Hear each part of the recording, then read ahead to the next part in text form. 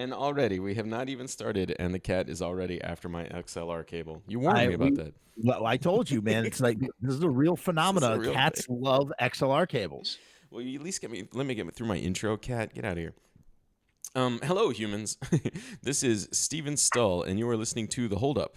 This is the podcast where I interview a friend of mine about a movie that they remember loving but haven't seen for at least 10 years. We have two conversations. First, we talk about what they remember. Then we split up and watch the movie, and we get back together and talk about how well it holds up. And you are actually listening to the second half of that piece right now. I am talking with my friend Jeff Frumess. How you doing, Jeff? Yo. I'm doing good. Thanks for coming back. We both watched, at your behest, Meet the Feebles by Peter Jackson. Meet the Feebles! Meet the Feebles! Yeah, you know, since you treated us with a little bit of song right there, I'm going to jump in and say the music is probably, like, the music in this movie is really good. Like really good. Like the variety songs that they write. Like, I mean, I don't know that I'd ever throw the record on my player and just like jam out to it. But in terms of movie music, as music, say that 5 times fast. yeah. Excuse me. The music that they came up with was like, how do I say this? Like, it would have passed for real variety show music. Yeah. Like, it's very solid. It's not like a bunch of yahoos. Like, if you left me to write a variety show comedy script over the course of this weekend or something like that, right? Where I didn't have time to watch hours and hours and hours of old Muppet shows or something like that, I would crap out something, and the music that I would crap out would be terrible. But these songs are really solid. They're really big, like, TV show tunes. It's really fitting. I have a confession to make, actually. Okay. You know how sometimes, they say plagiarists will not intentionally plagiarists. Like you subconsciously will pull from something and you don't realize you're pulling from it. And I was hit with a sack of bricks watching Feebles, which, by the way, I was wrong. I thought I had watched it 5 years ago. I haven't seen this in over 9 years. Oh, I believe. Wow. It's been a long time. And I remember that much about the movie because it's ingrained in me. But because we were talking about it, I was pretty vivid with my with recalling the movie last week. Garden of Love. Oh, yeah. I wrote a song, one of the only songs I've written in my life, called Cheesecake of Love. That's in the movie you watched, Romeo. Yeah. And I'm like, holy shit, this is so much like this is where it came from. Garden of Love, I was like Cheesecake of Love. And that's where I must have subconsciously, as Paul McCartney would say, I nicked it. Yeah. And it just made me laugh because I was going, oh my God, it's like I didn't even think about that as like a influence, like another little like subversive piece like woven into my love letter to all the things that I love. And because I love Meet the Feebles. And I agree with you, man. The music is I think it's fantastic. It's just the Roman song, I do Figaro, and like the sodomy song is great. Hold on, I gotta find. I wrote down a quote from the sodomy song. One leg missing. I got one leg missing.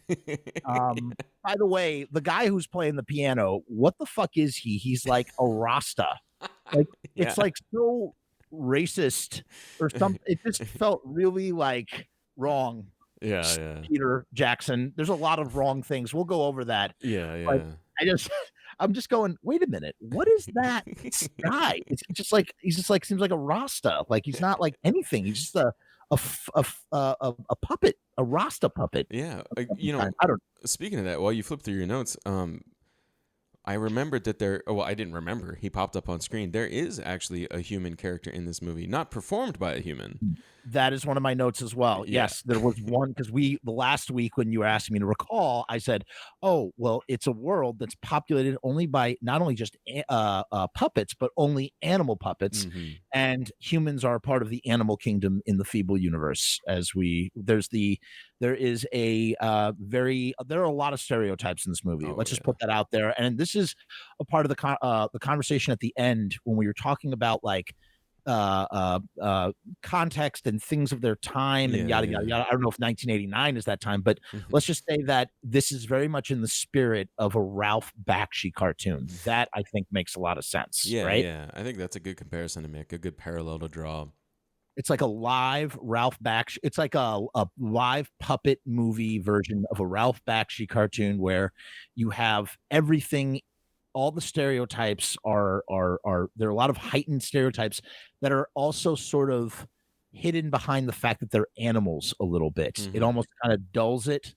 But one note that I had that I can remember off the top of my head was in the Vietnam flashback, which is a movie in and of itself. So Peter Jackson literally had a war epic as a flashback. Frogs it was a of War. Fucking, like, he had a miniature 5-minute movie with Feebles movie, because this movie is jam. You were right. You said this movie last week. You're like, dude, there's so much plot in this movie. There is so much going on in this movie. There's so many things happening, and one of them is a straight up fucking. Imagine if they took Platoon and then shrank it down to 5 minutes, and then put it as a flashback, and all of the Vietnamese in this are like really ugly. Charlie, what is that character that from the 60s, played by a white guy doing oh god, you know what I'm talking about? No. And maybe it's breakfast at Tiffany's or some. Oh yeah, you're talking about Mickey Rooney. Mickey Rooney doing this buck teeth stereotype Asian thing. I don't know what he was doing. I don't know if it was Chinese or whatever it was. It was just, I think it was just meant to be not that cultures are not, obviously every culture is nuanced, but that this was supposed to be a broad, I'm saying this with quotes you guys can't see, a broad Asian stereotype. Right. That's very ugly, and was also done in Lady and the Tramp with the Siamese cats. Same thing. And here it is represented in Meet the Feebles, where you have these, I don't know what are they? I think they're like rabbits or something, maybe, or they're rabbits. But they're probably rabbits. Yeah, they all have very prominent buck teeth, and like and they use the G word is meant, which is a derogatory word towards Vietnamese during apart from Charlie. I won't say the other word. The G word is a very ugly racist word that is just casually mentioned in this movie, along with the F word as well. And it's interesting. I only remember, and I'm not excusing it, and we can talk about it certainly, but I only remember one of those F bombs coming through. The which ones? There was only one. There might have been one or two. Were there? One or two. It was not as prevalent as I thought either. Okay, so I gotta let me throw something out here. We have all right. The movie is guilty of racial insensitivity. I don't think there's any way around that, right? Like, we have this. Let's get this out of the way so we can actually talk about how great the movie is, because there's a lot of, it's bittersweet. But let's get this out of the way so we can talk about what's great. Right. Go ahead. There is so. There's I guess the one that we were talking about. We were just talking about the Vietnamese characters in the Vietnam flashback, right? Right. They're a little rough, and I think they would have been like 70% easier to swallow if they just hadn't given them all those awful buck teeth. Like, but anyway, so there's those guys, and I'm not gonna stand in defense of them. Then there's wait, before we move on, just so we can like completely move on from that. Another observation is that all of the Vietnamese are the same rabbit. You know what I mean? Like, as opposed to, like, the one thing you'll notice about Feebles is that it's a variety of animals with a variety of accents. You have Southern accents, you have American accents, you have New Zealand accents, you have Scottish accents, you have English accents. Everybody has a different accent. So it's very like melting pot, which is interesting. But then in this flashback, it's frogs, American frogs versus Vietnamese bunny rabbits, who, I will say this, I guess you could put this in the plus category. When they're talking around the campfires, they're eating frogs' legs. But they're talking, what are supposed to be possibly some villagers, some uneducated, villagers are talking about the high ethical morals of capitalism communism. versus These are very highly intelligent, nuanced communist bunnies from Vietnam. So I just put that out there. It's okay. So Yeah, that I think the because all that dialogue you were just talking about comes through in subtitles, right? It comes through. Mhm. I Right. don't speak Vietnamese. Uh, Oh, good point. Oh, wow. Yeah. is it I know where you're going with this. as high-minded as the subtitles that we were presented with were? I have a Didn't think sneaky that. suspicion whoever was providing the vocals also didn't speak Vietnamese, So and it is like it's like just trying to speak in Vietnamese without wow. yeah, I maybe I'm wrong about that. Maybe I wonder, No, and you might be right. this is I guess a weird question to ask, but do you know what the racial makeup of New Zealand is? I know that there's a lot of like white people, and then there's a lot of like Māori, but I don't know about, um, you know, Okay, so I could be wrong about this, and uh, if somebody wants to correct us out here, we're not, uh, we have not researched this. We're just saying this off the top of our domes. right?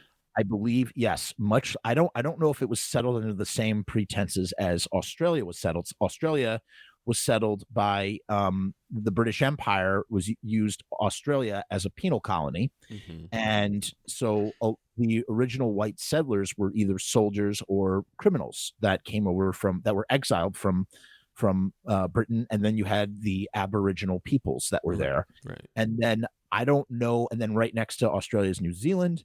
I don't know there, as you said, I think that's the Maori. I've heard Maori. Yeah, they have the guys who invented the haka Right, dance. right, right. Um, they are they are the natural peoples. However, I was once in an argument and I did do some research, and New Zealand is one of those rare examples in history where there was not a case of there's not a case of native genocide in the same way that there was in Australia Uh-huh. or America. Yeah, it's very interesting. It was actually, as a matter of fact, it was what occurred. Again, this is what I read from Wikipedia and stuff. But what occurred? Someone please school me if I'm wrong. I'm not saying I'm right here. I'm saying from what I've read Sure. um, that they were pushed, that the peoples within themselves, the Maori, if I'm sorry if I'm butchering that name, had genocidal wars between themselves, Hmm. but it did not occur between populations of the white people that settled there and the natives that were there. Hmm. I don't know. Yeah, That's yeah. my understanding. Yeah, I maybe could have spent a couple minutes looking this up before we started recording, but I didn't exercise that Well, we're talking about forethought. Meet the Feebles. We're not talking about the We're history of not New right, right, Zealand. exactly. So, circle it back around to what Yeah, your other point was. so then we have, and this is not the final point that I'm getting to. Like I'm gonna have an upswing here at the end, but the next ethnically insensitive character they have is the character, I don't remember his name, but he's like a very stereotypical Indian Swami, who's Yeah. like his perform. He's the human. I mean, he's still a puppet. For anybody who hasn't seen this, he's still a puppet, but he's a puppet of a human, and his act involves, charming a snake and sitting on a bed of needles, and I guess he's got a pretty what do you call it? A very childish end. um, Well, but here's the thing. Two things about that. mhm, One, first of all, I think it was supposed to be like, again, I'm not defending the stereotypes in any way, shape, or sure. form, but I'm sure that I don't think, and this is one of my notes because I was trying to like reconcile this, watching that through that sensitive prism, Hmm. and not watching it as like a 15-year-old boy.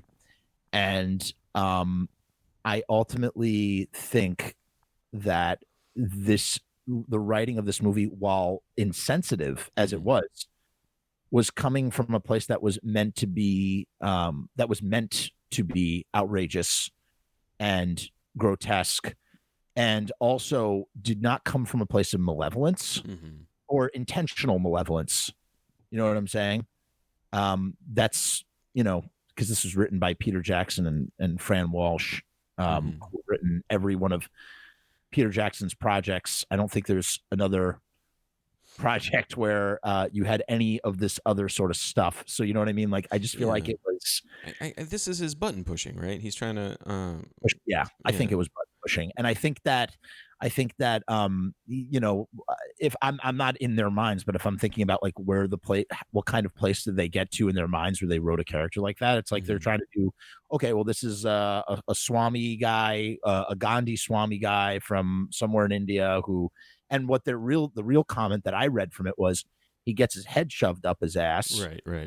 because it's a statement on people that are like that. That's what I think they're trying to say, or Yeah. what can be taken from that is that all these people that, you know, meditate on the astral plane have their heads stuck up their asses. Right. Like I think the gags that he's involved in are kind of easy, and I don't have a big. I think the most, and again, I'm just a white dude. Like I can't speak if to what is actually the most offensive thing about him, but the most kind of grating part about that character to me was that and this is why I asked about the racial makeup, is that it's very clear to me that the person who's voicing him is not a native Indian person, but somebody doing an Indian accent.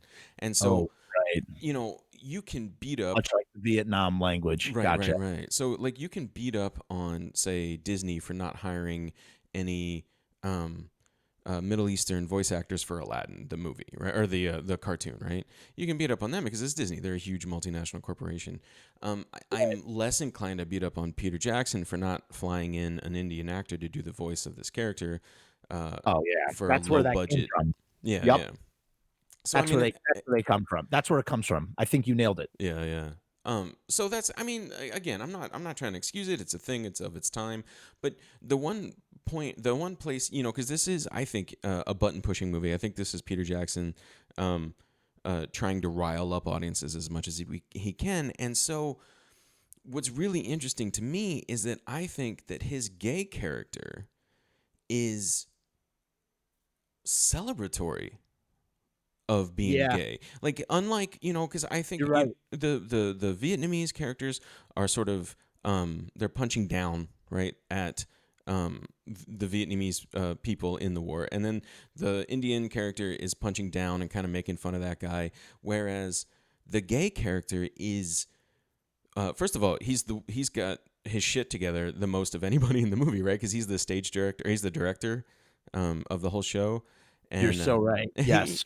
And then when we get his have his shit together, he does. And then when we get to the end, the humor, I think, isn't coming from look how ridiculous it is that he's gay. The humor is coming from him putting his gayness right up in everybody else's face, you know.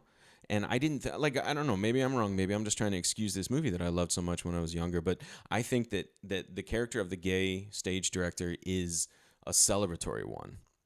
No, I actually agree with that, and it comes from the fact that like there are condom balloons floating around, and there's like penis columns and Yep. shooting dust at the finale, and nothing. He comes out on top. Yeah.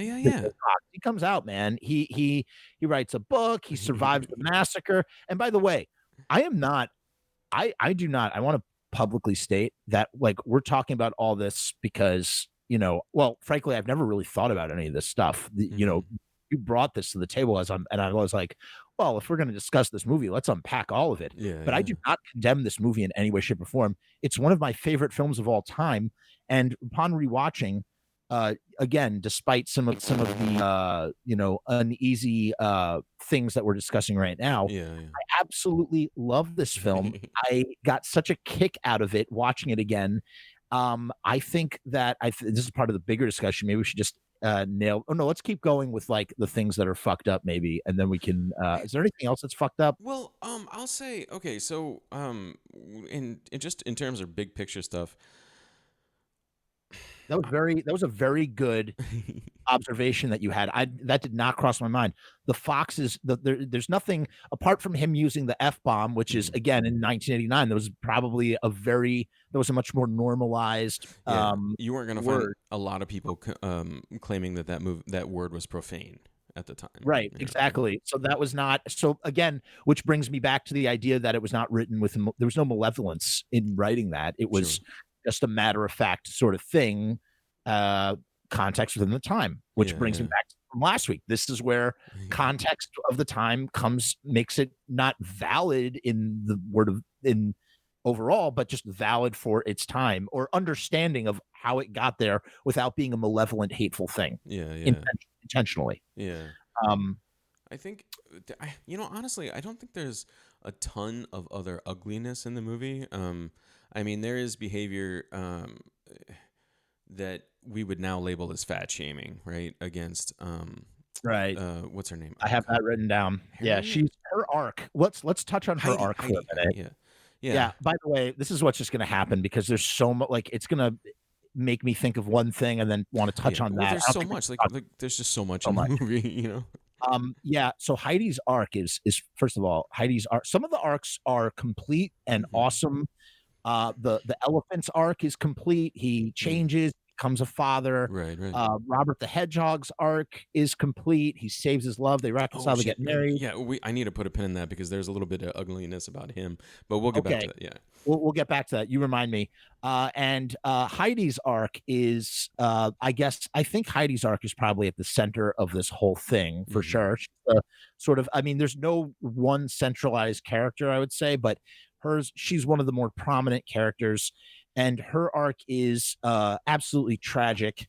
And again, for a movie called this movie Meet the Feebles, with all this stuff that's in it, there is some deep pathos going on with some of these characters, and maybe it's because they're dealing with such heavy social issues. Yeah. In that you have this almost over the hill star in Heidi the hippo, who is literally, and another thing to notice too is that all of the animals are kind of like represent the auras of their character. Harry the bunny fucks a lot. Yes, he does. The paparazzi fly eat shit. Oh, that's a rough scene, man.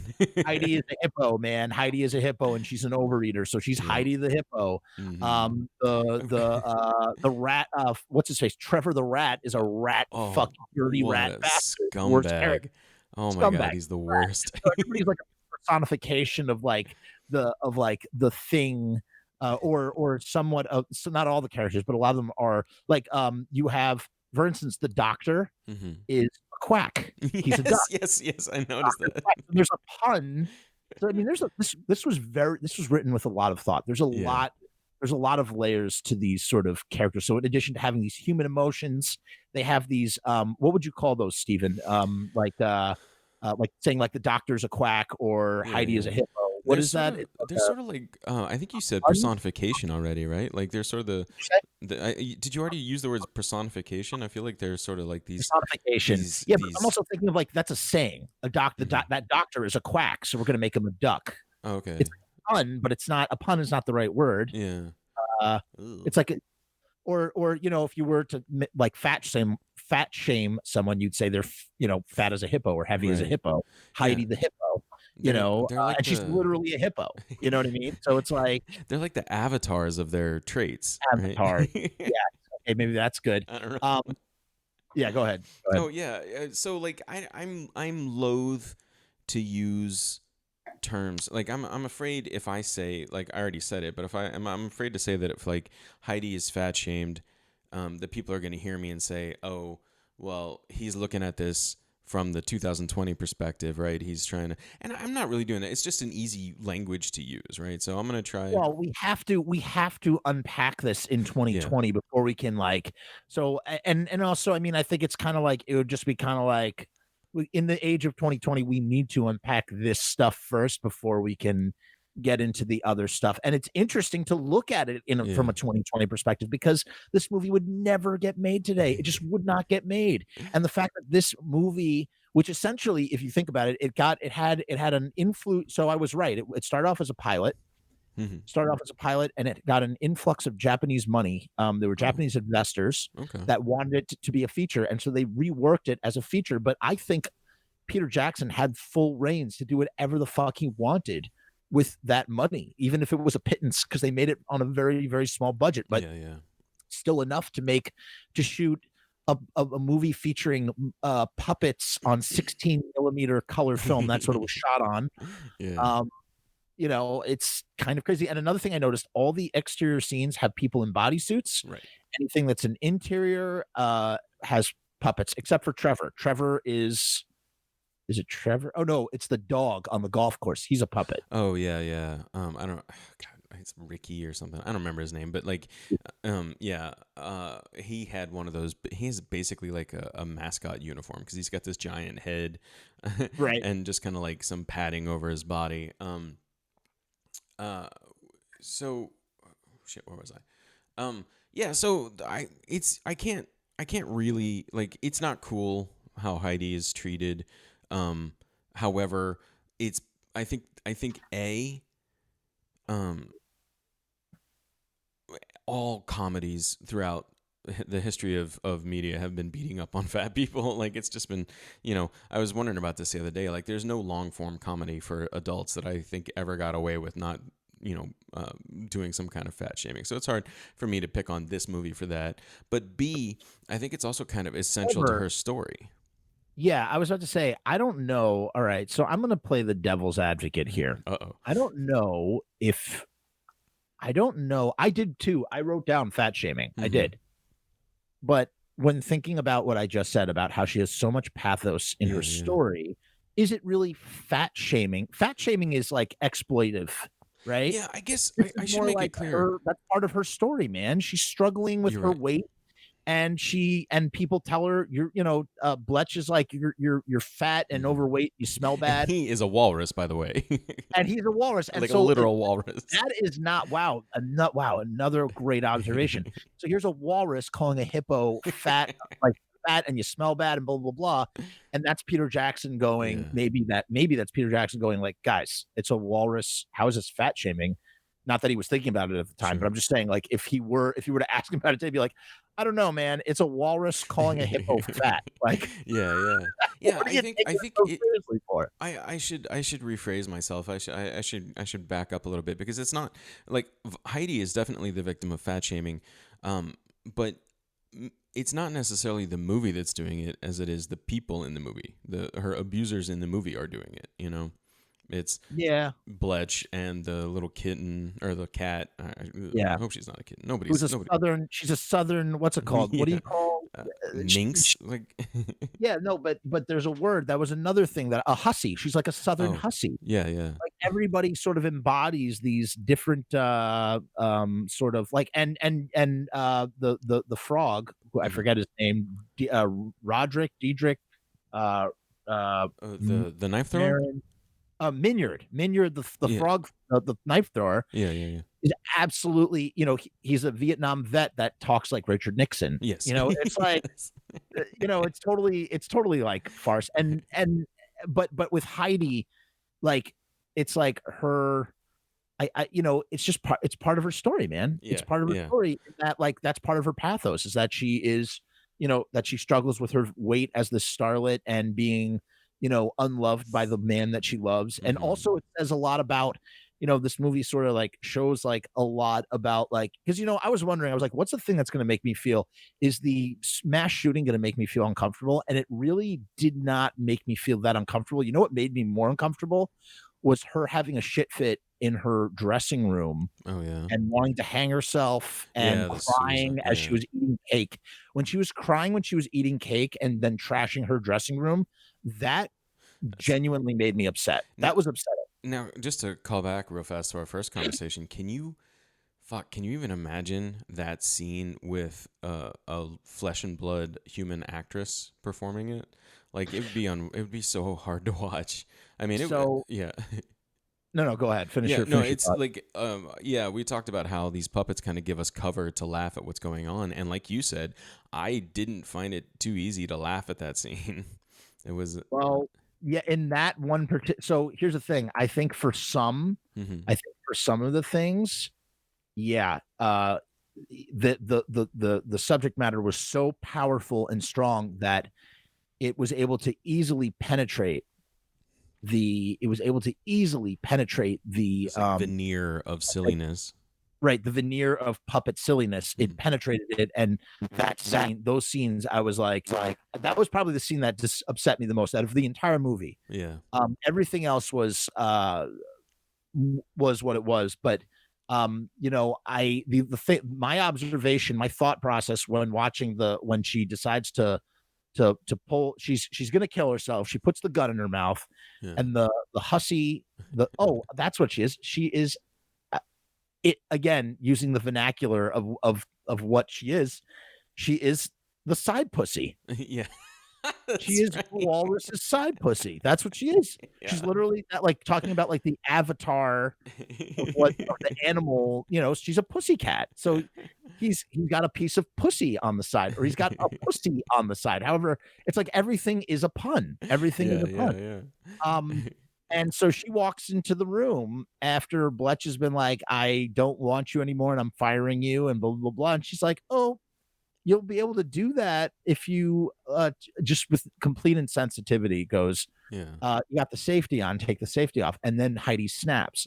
And it's like it's almost like humanizing like these people that, commit it's like these people that get pushed and pushed and pushed to the point where the only way they can express themselves and make people understand or make people like pay attention to them in the way that they want to be seen is they take a gun and they start fucking shooting everything. That's literally what happens. That's what happens over and over again. These people are like, they're some of them are fucked in the head, but some of them are just, they're pushed and they're pushed and they're pushed and they're pushed and they're pushed and they're pushed. And they're already, a couple picnic baskets short of or whatever.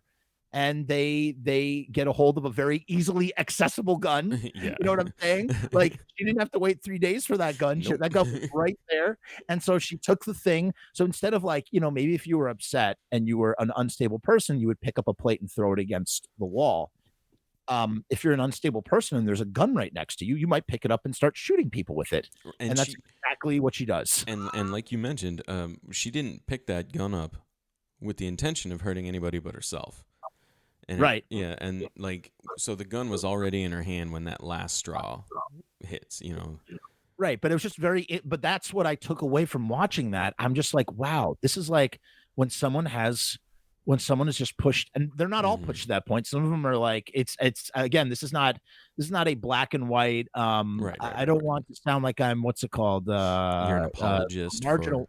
No, I'm not an apologist, and I'm not marginal. I'm not trying to marginalize every shooter that they're this one thing, that they're all this one thing. I think it's a very nuanced situation that goes from thing to thing to thing. Definitely. But in this particular situation, it's like there are some people that are just pushed to that limit, and then they maybe it's not a gun, maybe they pick up a hammer or they pick up a something, and they commit an act of passion, a crime of passion.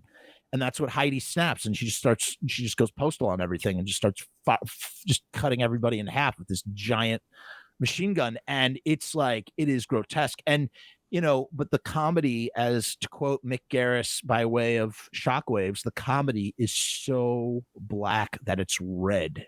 That's a good way to say it. Like the chicken baby mama gets cut in half. Yeah. And her head rolls next to her infant son, and blood squirts all over the face of this elephant chicken baby. And you're just like, if this was people, as you said, if this was people, you'd be like, what the fuck is wrong with these people? But because it's puppets, like puppets really do. The puppets soften the blow for almost every single thing. And notice what's very interesting about Harry, going back to the AIDS thing. They never call it, they use some things very freely. They're very nonchalant about using the F word or the G word or whatever, and like different like concepts like that. They never use the word AIDS or HIV. They only call it the big one. The big one, And we're supposed to know exactly what they're talking about. I found that fascinating because this is the height of AIDS. Right? This is like the height. Well, here's the thing. Even in the 90s, AIDS was somewhat of a death sentence, as we, watch kids and you're like, holy shit, this is a death sentence for each one of these kids. But in 1989, in the 80s, that was the tail end. You're at the very height of this pandemic. That is completely unknown. Like, we don't know what it is. We don't know how it works yet. And today it's a lot different. Today, like, people like can live the rest of their lives with this thing. There's medication has improved, but back then, and so what crosses my mind is like, is this a thing? Is this an area where Peter Jackson and Fran Walsh were like, no, this is the one thing that's sacred. We're not going to call it what it is. We're just going to call it the big one, because is AIDS a serious mainstream topic at this time in 1989? You know what I'm saying? Like, is Yeah. that like Was that on there? why call it the big one? Why not use? I don't remember ever hearing AIDS being called the big one. Did they ever call No. it the big one? No, I always thought the big one was, I associate that with cancer, but maybe that's because I'm thinking of the phrase the big C. Maybe. Yeah. You know what? I'm actually going to Google it right now. Why not? Let's see what the big one AIDS. Let's see if that comes up. That could I, think. okay, so. Yeah. The big one. Literature discovers AIDS. The big one. Yeah. Oh, okay. The big one. HIV/AIDS. So that's what they call it. They call it the big one. That's interesting. It makes me wonder how, just based on the plotting of the rest of this movie, like how calculated that decision was, Well, in terms of like when did they decide to censor themselves? And they had it called it AIDS. Maybe somewhere down the line, someone's like, no, you're not going to have a movie where a rabbit gets AIDS and then gets his head blown off when he finds out he's clear or whatever. Yeah. So I don't know that I thought, but that was go back to let's talk about Robert the Hedgehog for a minute. Yeah. I did not see anything wrong with this character. No? I want to know well, the only thing I noticed was isn't there a euphemism for shy as a hedgehog? Is there? I don't know. I guess like there's that there's a thing about human relationships called the hedgehog theory, which has to do with like how close you let people get to you, and so I think the name for that theory is based on a hedgehog's supposed reluctance to let people near, but I might be reaching really far right there. I'm Googling and I see some shy stuff, but I don't think there's a saying that is shy as a hedgehog in the same way that doctor is a quack. You know what I mean? Well, my problem with Robert is, and I guess, I don't know. Okay, so what happens with him and, I can't remember her name. The dog that he has a crush on? Lucille. Okay, so. Is she a dog? Like, what is she? I thought she was a dog. Maybe I thought she's like a poodle or something. Like something. She's like a furry little. Something. Well, I thought maybe poodle because, at first she's very kind of standoffish and untouchable, and snobby. I think she's an amorphous animal puppet in the same way that the Rasta puppet seems to be an amorphous animal puppet, although a lot more like less defensible. Yeah, less defensible. Yeah, let's put it that's a perfect way to put it. So anyway, what about her and Lucille and Robert? So go ahead. Robert and Lucille begin a little romantic entanglement, and Robert's a very noble guy, Anyway, he comes into Lucille's dressing room while Lucille has been drugged by Trevor, and Trevor is assaulting her when Robert comes in.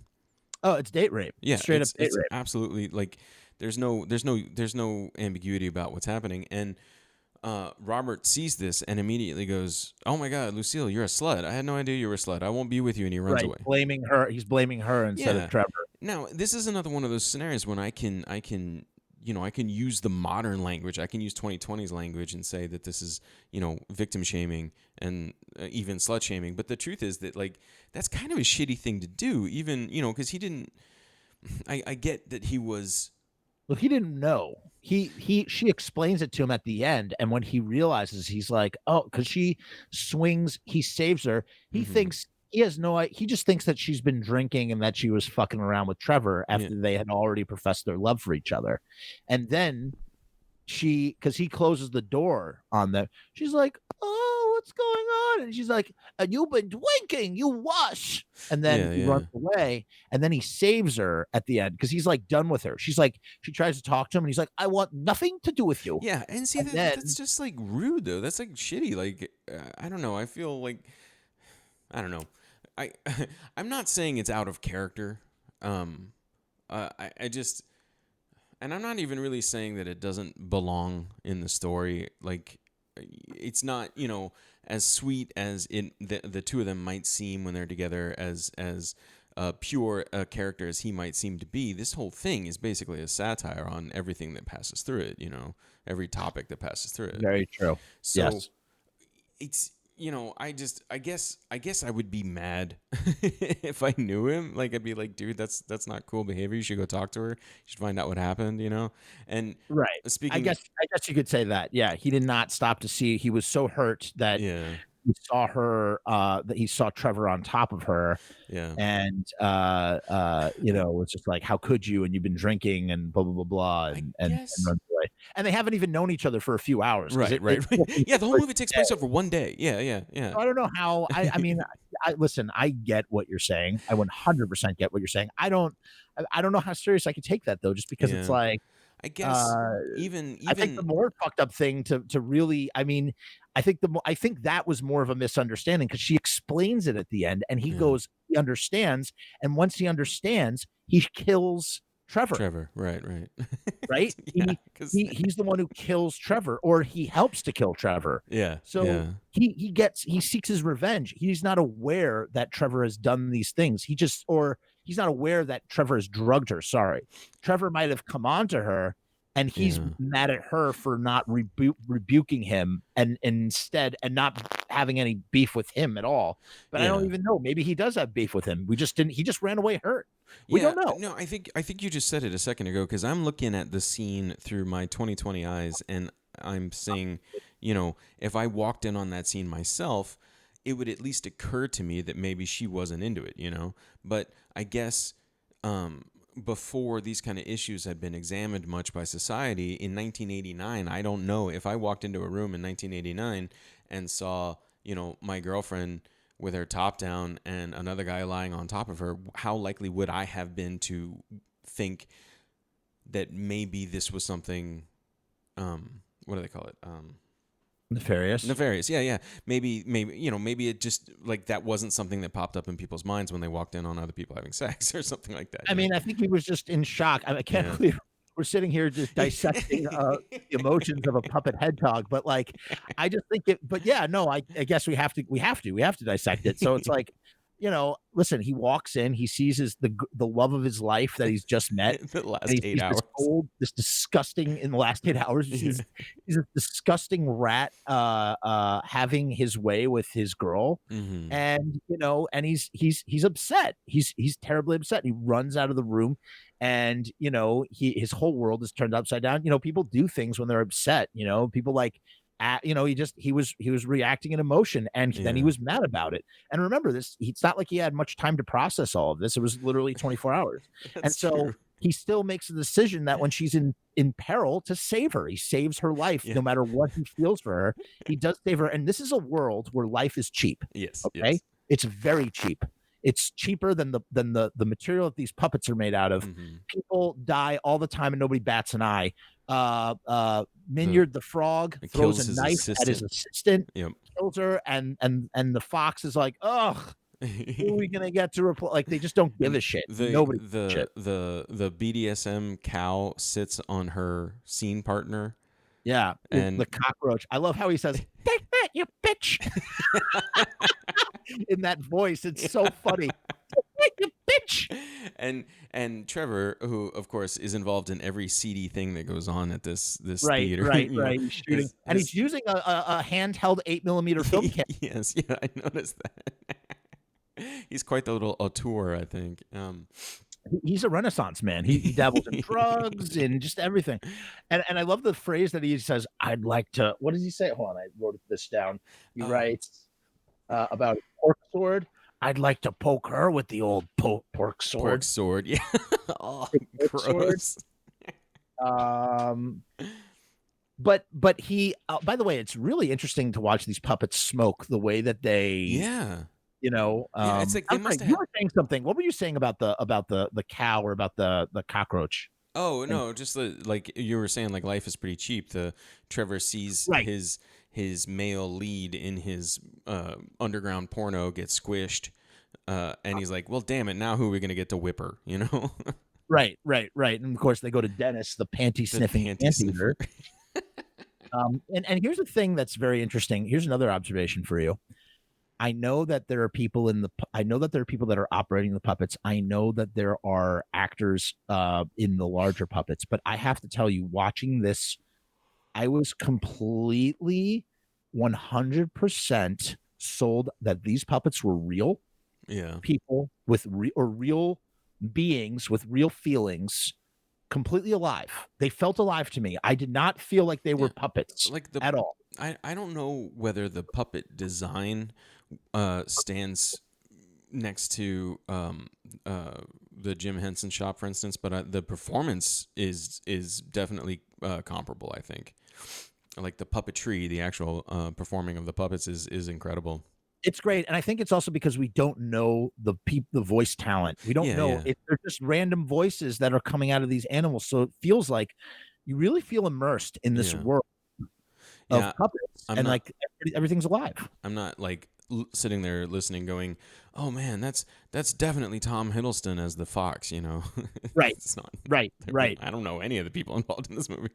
A couple of things about the dungeon scene. I'm just real fast. We're talking about while we're talking about the performance. I just want to throw out that whoever is performing the body of Heidi is an Olympian fucking athlete. Oh my God, yes.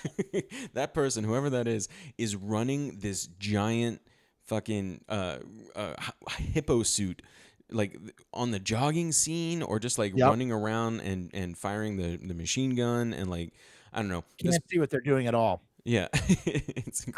I did watch a making of featurette that I found on YouTube, and so Heidi's hands, because like, you know, Heidi's hands had to be reproduced constantly. They were made of this cheap foam material, and they kept wearing out. And so when she was handling the gun, every time they handled the gun, and by the way, one of the guns in the wall in Bletch's wall is the gun, a gun from Bad Taste, one of the rifles those guys use. I just want to touch back to the these are all in chronological order, but I'm getting lost just looking through all of them. I wrote down, by the way, I wrote AIDS was the boogeyman, but they never call it that. They refer to it as the big one. Maybe that comes from, you know, now that you said boogeyman. Maybe it was just everybody was still so afraid of it at the time, you know, that like even though they're making this wild movie where they're skewering everything they can skewer, it still has this the specter of AIDS still has this power where you don't even want to name it. You know, it's like Bloody Mary. You don't want to say her name; she'll show up, right? I don't know. Yeah, no. Yeah. That's totally valid. Dennis is an anteater with a penis nose, and a pervert, and cum comes out of his nose, out of his mouth and his nose. He goes on smelly minge binge, as mentioned in the thing. By the way, the rules of this movie are, you know, there's interspecies hybrids. So an elephant fucked a chicken, and we got. Imagine that for a minute. Imagine the elephant. The male elephant. Yeah, the male elephant penetrated this chicken, and this chicken gave birth to a chicken with an elephant for a head. Yeah, an elephant-headed chicken, baby. Arthur the worm is like, he's got your eyes, Sid. Yeah, Sid. He's got your eyes, Sid. I like when Sid was saying, "The baby's not even mine." Baby's not even mine. It's a blue elephant-headed chicken. Paracetamol. God, it's at the 17. Oh, sorry. Go ahead. Here's non sequitur. I was thinking about like you were talking about the hands wearing out. Heidi's hands wearing out. How many times did they dry clean that head? Because she gets shit. Like, on, like, I'm thinking from a logistic, like, if I were in the wardrobe department, I'd be pulling my hair out. They probably had to make them over and over again. Oh my God. All the cake that got smeared. All the goo that got smeared on that head over and over. Ugh. Jeez. I noticed that at the 17-minute mark is the first time that we see pissing, vomiting, grossness, as well as gore. Yeah. So the first 15 minutes, you don't really see any of that stuff. You see fucking, you see some stuff, you see some seedy stuff, but it's not until the 17-minute mark that you see straight up vomit, piss, and all that other stuff. So it's interesting that sort of happened. Oh, the bulldog. He's a British bulldog. He's a British. That's right. There's another euphemism, whatever you want to call it. Oh, British the guy that Bletch is playing golf with is like he's a Boer, but he's Scottish, and golf is was like invented by the Scots. Oh, really? I did not know that. Oh, man, all right, there you go. There's another Man, one. this is getting deep. This is like fractal. We just keep pulling No, but layers yeah, I back. had so many of these. That's what I kept doing. I just kept writing stuff down. I figured I would, Bletch is a king emperor walrus, maybe, because he's kind of like head of everything. All the cars are from the 30s or 40s, Yeah, I but noticed Vietnam that. has happened. Yeah. And those same cars were used. There's miniatures in Dead Alive, so that's like something that Okay. Peter Jackson was obsessed with. Those cars. Yeah. Yeah, I wrote here the music is great. The backstage is like Skid Row. It's Oh grimy my and gross, god, it's so and gross. even the bathroom floor that Minyard shoots up on at the end is Yeah. just covered in dirt. It's just the set feels so real. That's what I'm saying. This world feels so Yeah. it's so detailed. There's so much.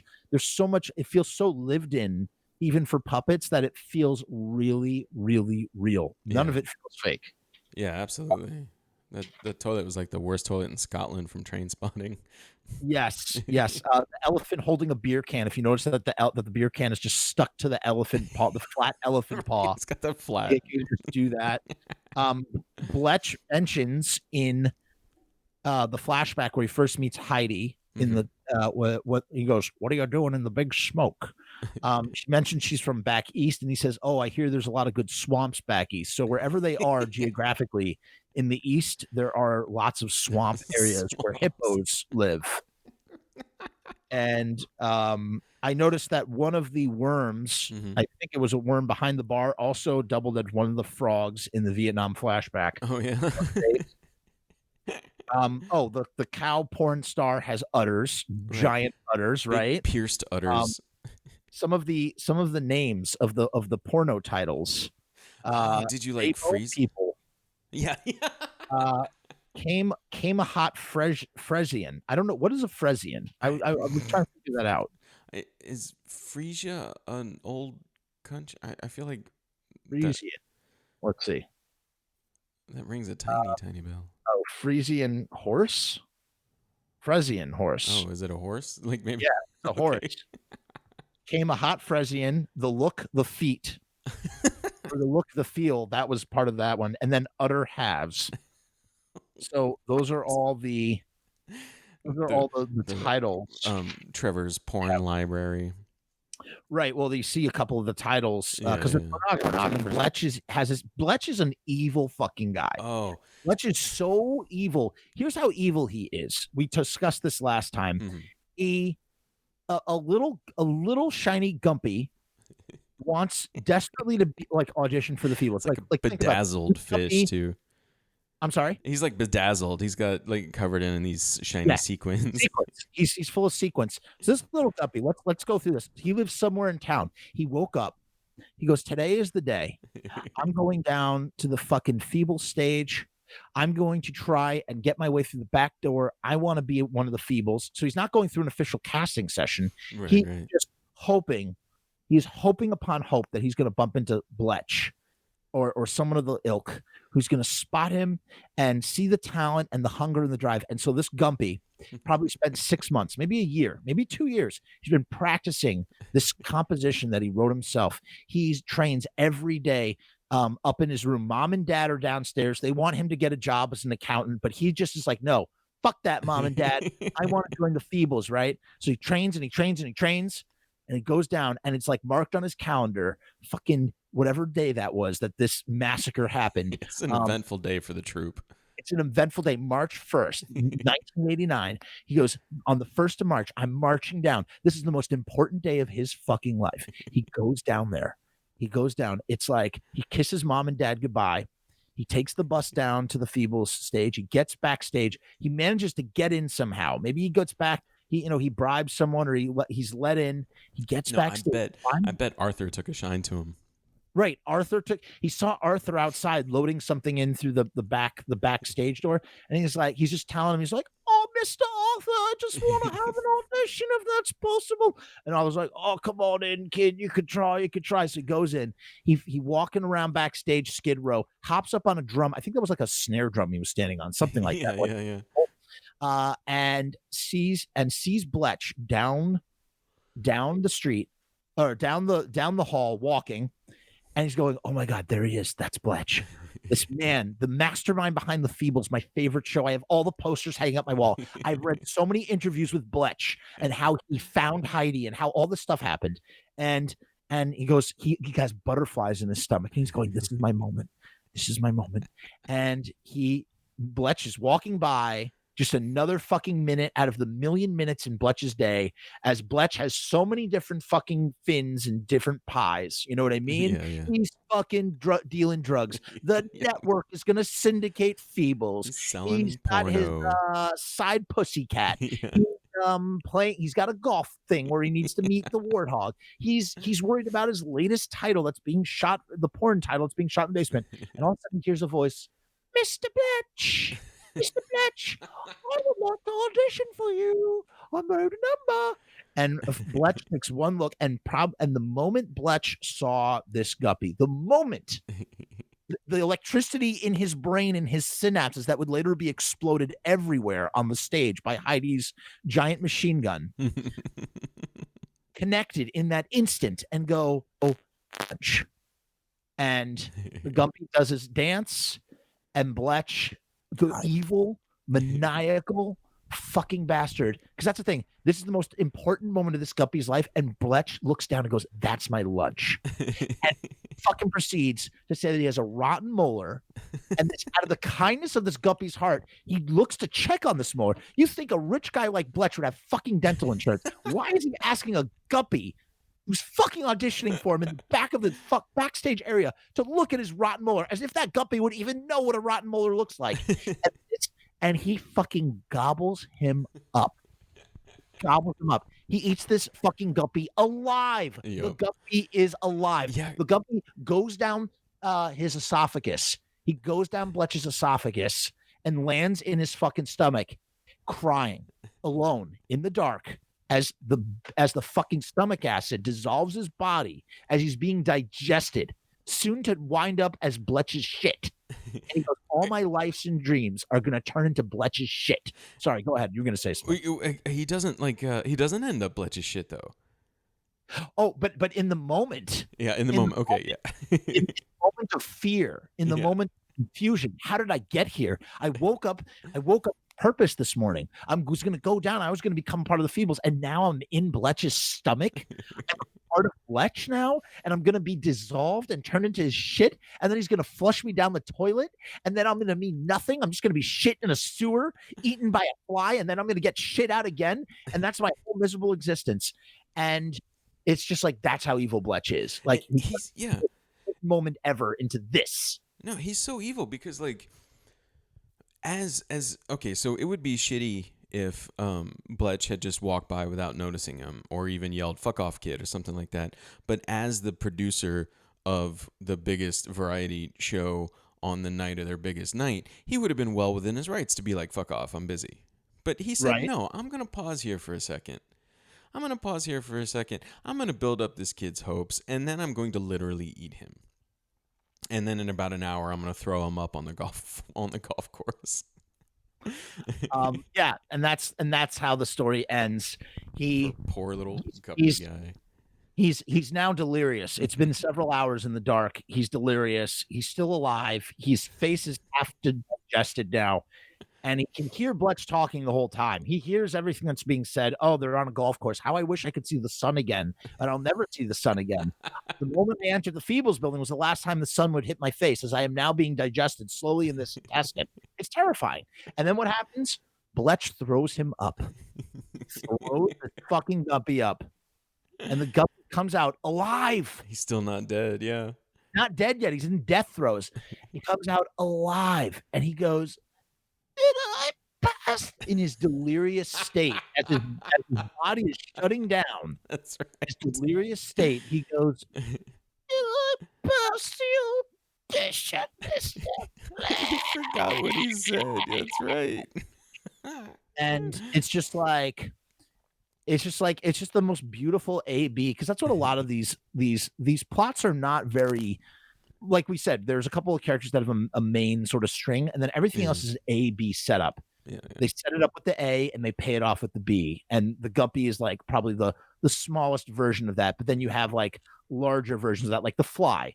The Fly is a very simple setup. He's writing smutty stories. He gets his wings plucked off. And I love how he says they pluck off one of his wings, and Trevor goes, "Oh no, he's a left-wing reporter. We can't have any we can't have any partisan politics and reporting." That's right. And so, of course, I have the quote. Hold on, I wrote that down. Oh, by the way, one of the lyrics in the sodomy song, yeah. he writes, "Everyone's got an asshole." Yep. Talking about like how great sodomy is. Yeah. He says, sorry, real quick. I don't need to thumb through notes. Blah blah blah. They lure the fly with poo. So Trevor Right. says, Right. He's like a big smelly poo, and the fly heard that and was like, lunch. So he goes in there and he goes, "We have a left wing." We can't. Here's what he says: "We have a left wing reporter." After they literally rip off one of his wings. Yeah. We have a left wing reporter. We can't have a biased press.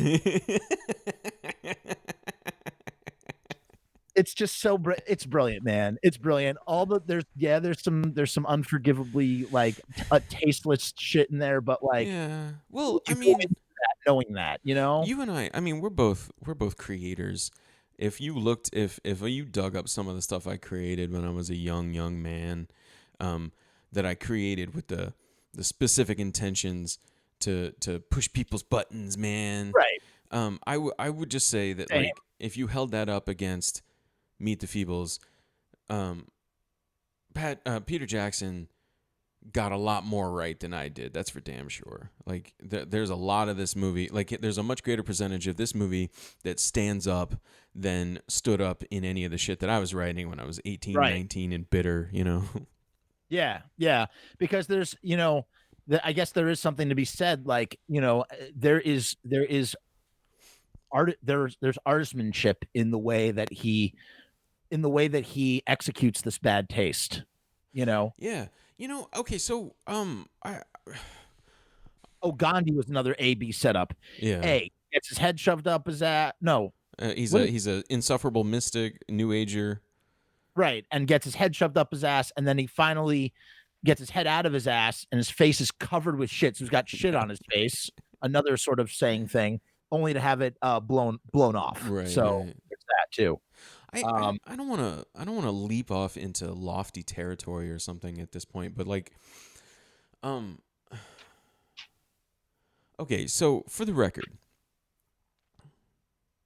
I am somebody who gets really nervous when people start talking, when using the term PC, right? Because I have found that complaining about PC culture is more frequently than not just cover for complaining about, intolerance not being accepted anymore. I think that most of the time, I'm not saying all the time, but in most of the time when somebody says, "Oh, everything's too PC, people are too sensitive now," what they're really saying is, "Oh, the offensive shit that I used to say all the time is no longer acceptable." That's how I feel just in general. But we have reached a phase of society where somebody can say a thing, thanks to social media, somebody can say a thing early in their, whatever artistic career, creative career or whatever, and it can haunt them or tank them, ruin their chances of progressing, And my point, God, I'm not saying this very well, but I understand what you're saying. Go ahead. I think it serves a very vital function to be able to vocalize bad ideas. I think totally agree. Totally agree with you. Because if you only ever say these things to yourself inside your head, right? Because you're too, I don't know, afraid to say them out loud or whatever, for whatever reason, if you only ever say these things to yourself inside your head, you will never hear other people's reactions to them. You'll never hear other people respond to them, and then the ideas themselves will never develop. They'll never evolve at all. So I think it is absolutely crucial for you to tell your shitty joke to somebody else, right? And that's growth as a creator. That's that's how you grow, is you get feedback. And even if it's not, even if it's not the feedback of somebody actually saying, well, I didn't like this for this reason, just watching somebody's face the first time you tell a dead joke is so formative, or an offensive joke or something like that. Am I defending offensive humor? Am I saying that, people should be allowed to, well, whatever. I'm not saying anything at all. I'm just saying that I think it's important for a creator's development to be able to work out their bad ideas in a constructive way. And if you are afraid to say your dumb idea because you're afraid of whatever impact it might have on your career or whatever, I don't think you're ever going to be able to properly work through those ideas. So I don't know. I know I'm a little all over the place, but my point here is no. I don't think you're all over the place. I think that's very interesting. I didn't know that's where you were going with what you were going to say. To respond, number one, I actually really hate PC culture a lot. Here's what I think, and I think this is the adult way, and this is just me personally. Mm-hmm. I'm not a fan of PC culture at all. However, I believe in enlightenment. I think that's the adult version of what PC culture is. I don't believe in, censoring and canceling and all the stupid cancel. Oh God, yeah. I can't stand the cancel culture. And, I personally think that, first of all, people are allowed to make mistakes, or people are allowed to become enlightened from their previous behavior. And to create such a, it's like an ideal of perfectionism that you think that you could be so fucking woke. I hate that shit. Fuck all that shit. And you want to know something? I'll tell you, as we talked about last week, about certain colorful language we used to use, way back when. You know what? We both got enlightened. People get fucking enlightened. You know what I'm saying? Yeah. You fucking realize it's wrong, or you realize the context of what you're saying is like not. You grow emotionally, and you go, that's not right. And you want to know what? You know what the solution is? You just don't do it anymore. Yeah. And so it's like that's my feeling on that. So I just believe in enlightenment and like becoming enlightened. And what becoming enlightened means is just like understanding like things in as you grow older. And so it's like, would I ever talk about Meet the Feebles in this way? Probably the Jeff of 20 years ago would be like, what the fuck? Like, you sound like such an idiot right now. You sound like trying to be like a fucking white knight, fucking whatever. It's like, no, we're like unpacking this thing in this time and age on a public forum in a way where we're trying to make sense of it within its context of its time. And this extends further to that conversation. I guess maybe we can drop it in. Well, let's drop it in 1 second, because I also want to say, man, I personally, my work has definitely suffered in that sort of sense, because I tried to make a movie that involved necrophilia, and or it involved characters. It involved characters engaging in necrophilia, which to me is it's just, to me, it's a fascinating topic. It's something that's so like out there, so beyond, like, I just feel like, and I feel like it genuinely connects with like certain themes that I was exploring in my work. And I was convinced by outside forces to not like actively portray it. And I'll tell you, on one hand, it might have been a good idea, but as an artist, from an artist perspective, as like the father of a piece of art, an art child, I regret it. I feel it doesn't feel full. The vision doesn't feel complete. And I just, it's because I listen to too many outside opinions. Sometimes art, there was an interesting thread going on. Here's something. There was a thread going on in a Facebook group. They were discussing a very controversial new film about a very controversial subject that, anybody hears what this subject is and they go, oh my God, that's like, why? No, we don't ever want that subject. And it's like disgusting and whatever, blah, blah, blah.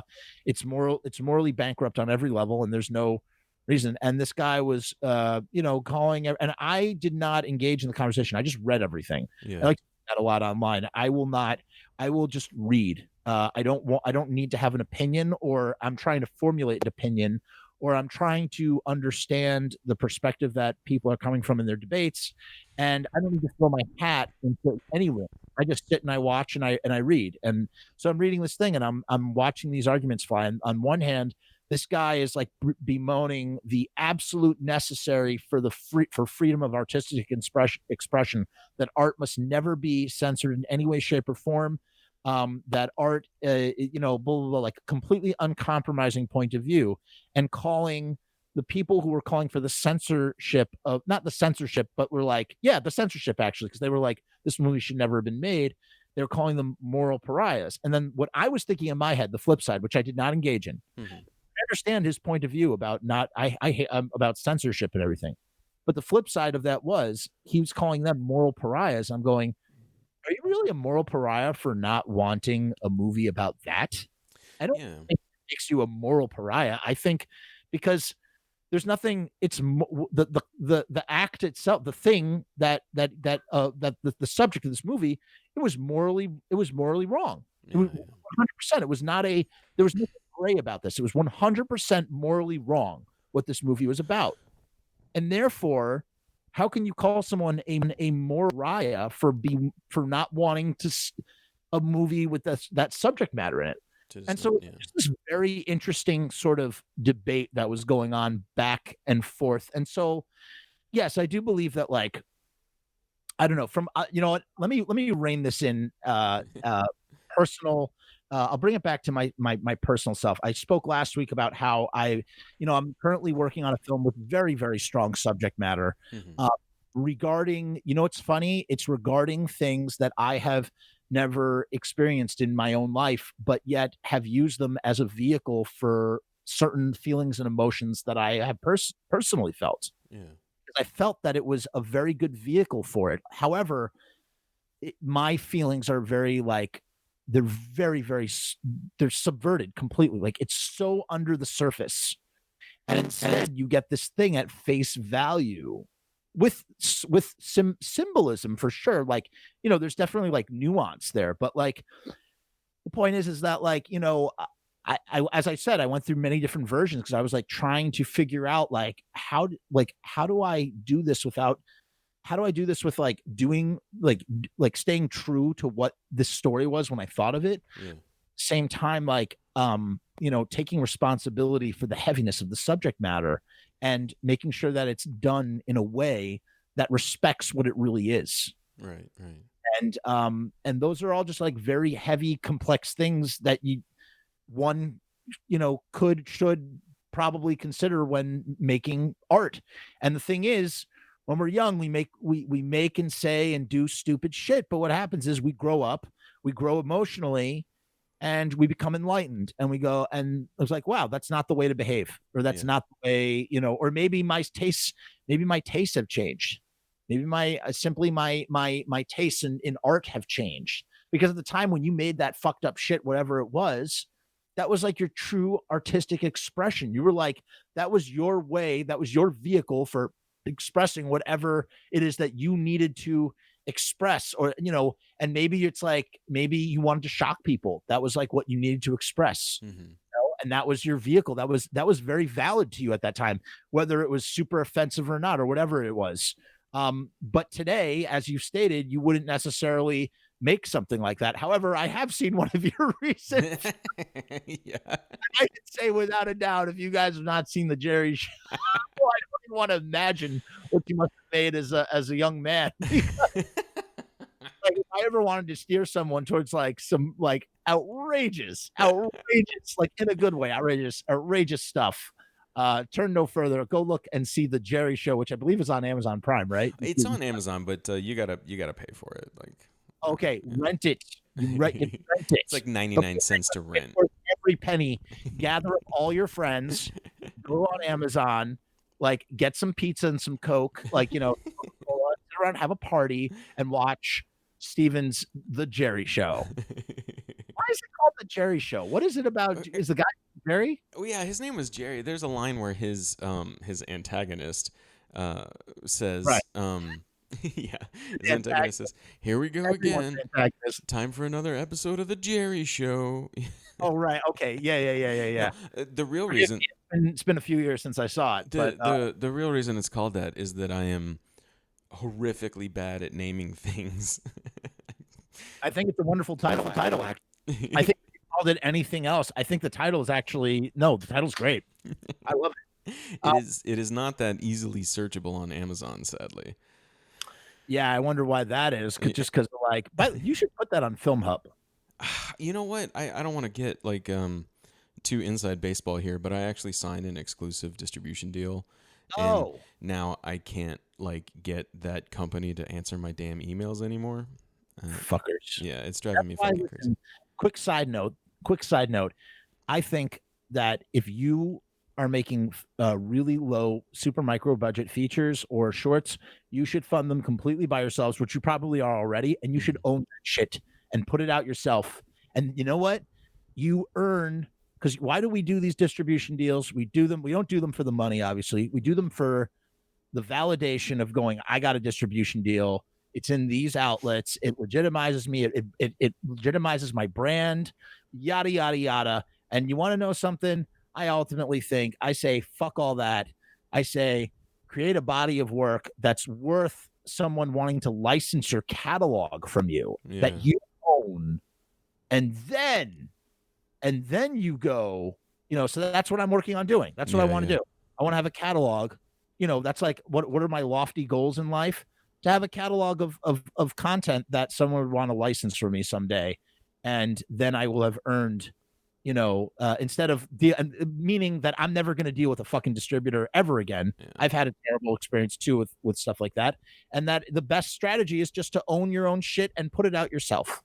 And that's it. Yeah, I should have reached out more to the resources, to the people that I had available to me, because like I signed the first distribution deal that I was offered, and I'm sure you felt flattered because you're like, this is so fucking cool. Yeah, and then I just like they're not exploiting it. I don't care about the money. I don't care that I haven't seen any money. That's not my point. I just want it in front of people. I want it available to people to see, because I'm really proud of this movie. Right, as you should be. It's a very, very well-made movie. I appreciate that.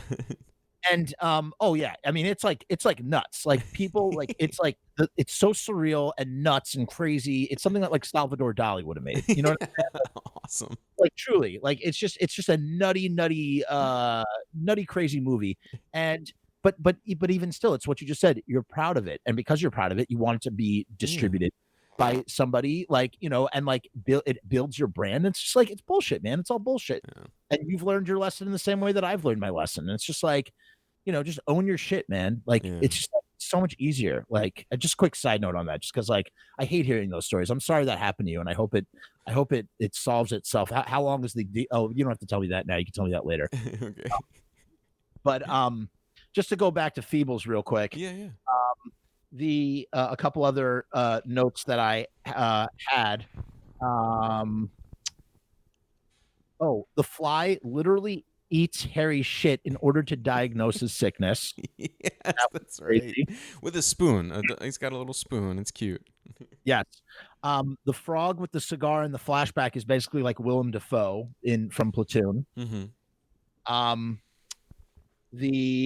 Hold on, let me see. Pretty much. If you told me that flashback sequence ate half the movie's budget, I would believe it. It's unbelievable. It's truly unbelievable that like that was like that's just one little blip in the movie, and there's so much going on in it. Oh yeah. There's so much, like it has a full story arc in 5 minutes. Yeah. It's a little mini Vietnam movie snuck into a 5-minute sequence in this goofy variety show puppet movie. Okay, let's also we have to talk about the dock scene, but before we get there, so in the movie, Bletch gets ripped off in his drug deal, and he gets borax powder, and he has the Dennis sniffer. Yeah, Dennis the anteater sniff some borax. And here's the thing, it's like you literally watch this big penis like nose like just snorting up like white powder like it ain't no thing, like a vacuum cleaner. It's like there's so much like all this adult shit is happening by puppets, and it's totally the drug use, everything. It's like it's so benign because it's puppets. Right. And he melts into a pile of fucking goo. Fucking melts. Nose rots off. they pour down the other puppet, the one who brought it to them, Yeah. worked for Mr. Big. They pour that down his throat, and he melts into a pile of goo. Uh, and Oh then they man. carry a chainsaw, a shotgun, and a couple other tools. Gary the bulldog, Trevor the rat, and Bletch the walrus, and they go, and there is a dock scene, and this dock scene alone is its own fucking action. Incredible. What a fucking, and that wasn't even the climax of the movie. No. It was just like they crash on these docks. It's so action packed. They're fighting these crabs. Like there's a whole scene where like the warthog is talking about how he slit someone's throat and then fucked him. Didn't just fuck him, raped him. He was raping a guy who had just slit his throat, who's dying as he's being raped by a warthog. And then like 2 seconds later, the crab that he's talking to gets like crushed by the car, and they fight. They're fighting these crab dock workers. And then a giant spider comes down from the ceiling and bites off fucking Gary the bulldog's head. and my memory was flawed because I thought the spider was Mr. Big because it's a gigantic fucking spider. It's a huge spider. It wraps itself around the top of this car so well. The filmmaking was so well. That was a spider model, and then as they do a whip pan down to the set, and they go from the model to the actual live action set, and it's flawless. It's so good. It's so no good. CGI, no anything, just all camera tricks, man. Sorry, go ahead. And then they run into the actual Mr. Big. Right. And which is such a shock. It's so shocking if you've never seen the movie before. Such a huge set piece. It's ridiculous because Mr. Big is like I guess he's a whale. Yeah, he's a giant whale, although in the making of, he's actually quite small. But yes, really? Actually, no, he's the biggest puppet. Yeah. But he's not as big. He's not as big as you think he is, but he's bigger than the people. Yeah. And they drive through him. They drive through him by driving through him. And I quoted this right here. He says, "Boss, which way do I turn?" Because Trevor kind of sounds like Peter Lorre a little bit. Yeah. And Bletch says to Trevor, he goes, "Go towards the light, Trevor. Go towards the light." which is the whale's asshole. They drive rip out of the whale's asshole and drive back to the show. And the next time you see Bletch, he's up in the risers while the show is happening. You know, it's interesting. Like we talked a couple times. I mean, that's a fantastic scene, and the interior shot of them driving through him is pretty awesome. But we talked a couple times about Bletch and his evil and all the pies he has, all the nefarious pies he has his little pinnipeds in. Right. In classic Greek tragedy mode, Bletch is brought down by his own hubris. Like the show is almost over, right? Like the show is going really well. It had some rough start. In fact, as a quick side note, I'm kind of a connoisseur of movie vomit, and Harry's vomit scene is one of the great all-time movie vomit scenes I've ever seen. Glorious, man. I mean, he just looks grotesque in general, and that's like that's part of what makes this world feel so real, is that the puppets are like they get so grotesquely disgusting at certain points, especially Harry. He like pops a cyst in the mirror in his dressing room. Oh, it's so rough. But anyway, like they recover from some early stumbles, and the show is going really well, and Heidi has her big Garden of Love number. And for some fucking reason, Bletch takes this moment when everything seems to be coming up aces, and he goes and he tells Heidi, "Oh, you disgust me. You're fired. After this, your life is over. I don't need you anymore." And that's the linchpin to his entire destruction, because that's what sets her off. Yep. And she destroys the Feebles. And she destroys the Feebles. It's so beautiful. You would think that like Aristophanes had written it or something, you know? And to piggyback on what you just said, we talked about like what causes her, how we can kind of like map out like what causes her to snap and shoot everybody. Yeah. But she can't stop until she kills the one thing that she loves. Yeah. That's like some deep human emotion shit. Like, I'm not gonna stop killing until I kill the thing that I love, and that Yeah. happens to be Bletch. Yeah. She You had know? the poor misfortune of falling in love with a piece of shit. Yeah, I mean, it's just and it really is, it's so sad, and the reprise to Garden of Love at the end Oh yeah. goes I just wanna do it one more time, that you can hear the sirens are coming, and this is a puppet It's a movie. puppet movie. This is a fucking puppet movie, and you have this fucking elephant, you have this hippo singing about the Garden of Love on this destroyed set. It's so sad. It's like it Yeah. really is, and, I like, on my letterbox, it's, like, in my 4 handshake films, I Oh have it yeah. up there, because it so totally represents it really does. It represents my feelings about bizarre, incredibly strange, delightful cinema, Yeah. and, the other ones that I have up there, I have The Cook, The Thief, The Wife, Her Lover, I What is have, that? Forbidden Zone, and I have The American Astronaut, just to give you like, just the way my spread is, but there's some Meet the Feebles just, like, hits all the bases of, Yeah. like, it is and what's funny? It's not even though you'll find it in a horror section, but it is not a horror movie. No. You're right. You're right. You will find that right on the shelf in a horror section. I found it on the horror section in Blockbuster when I saw it, when I told you about when I rented it. Yeah. But it's not a bizarre. If anything, it's a drama.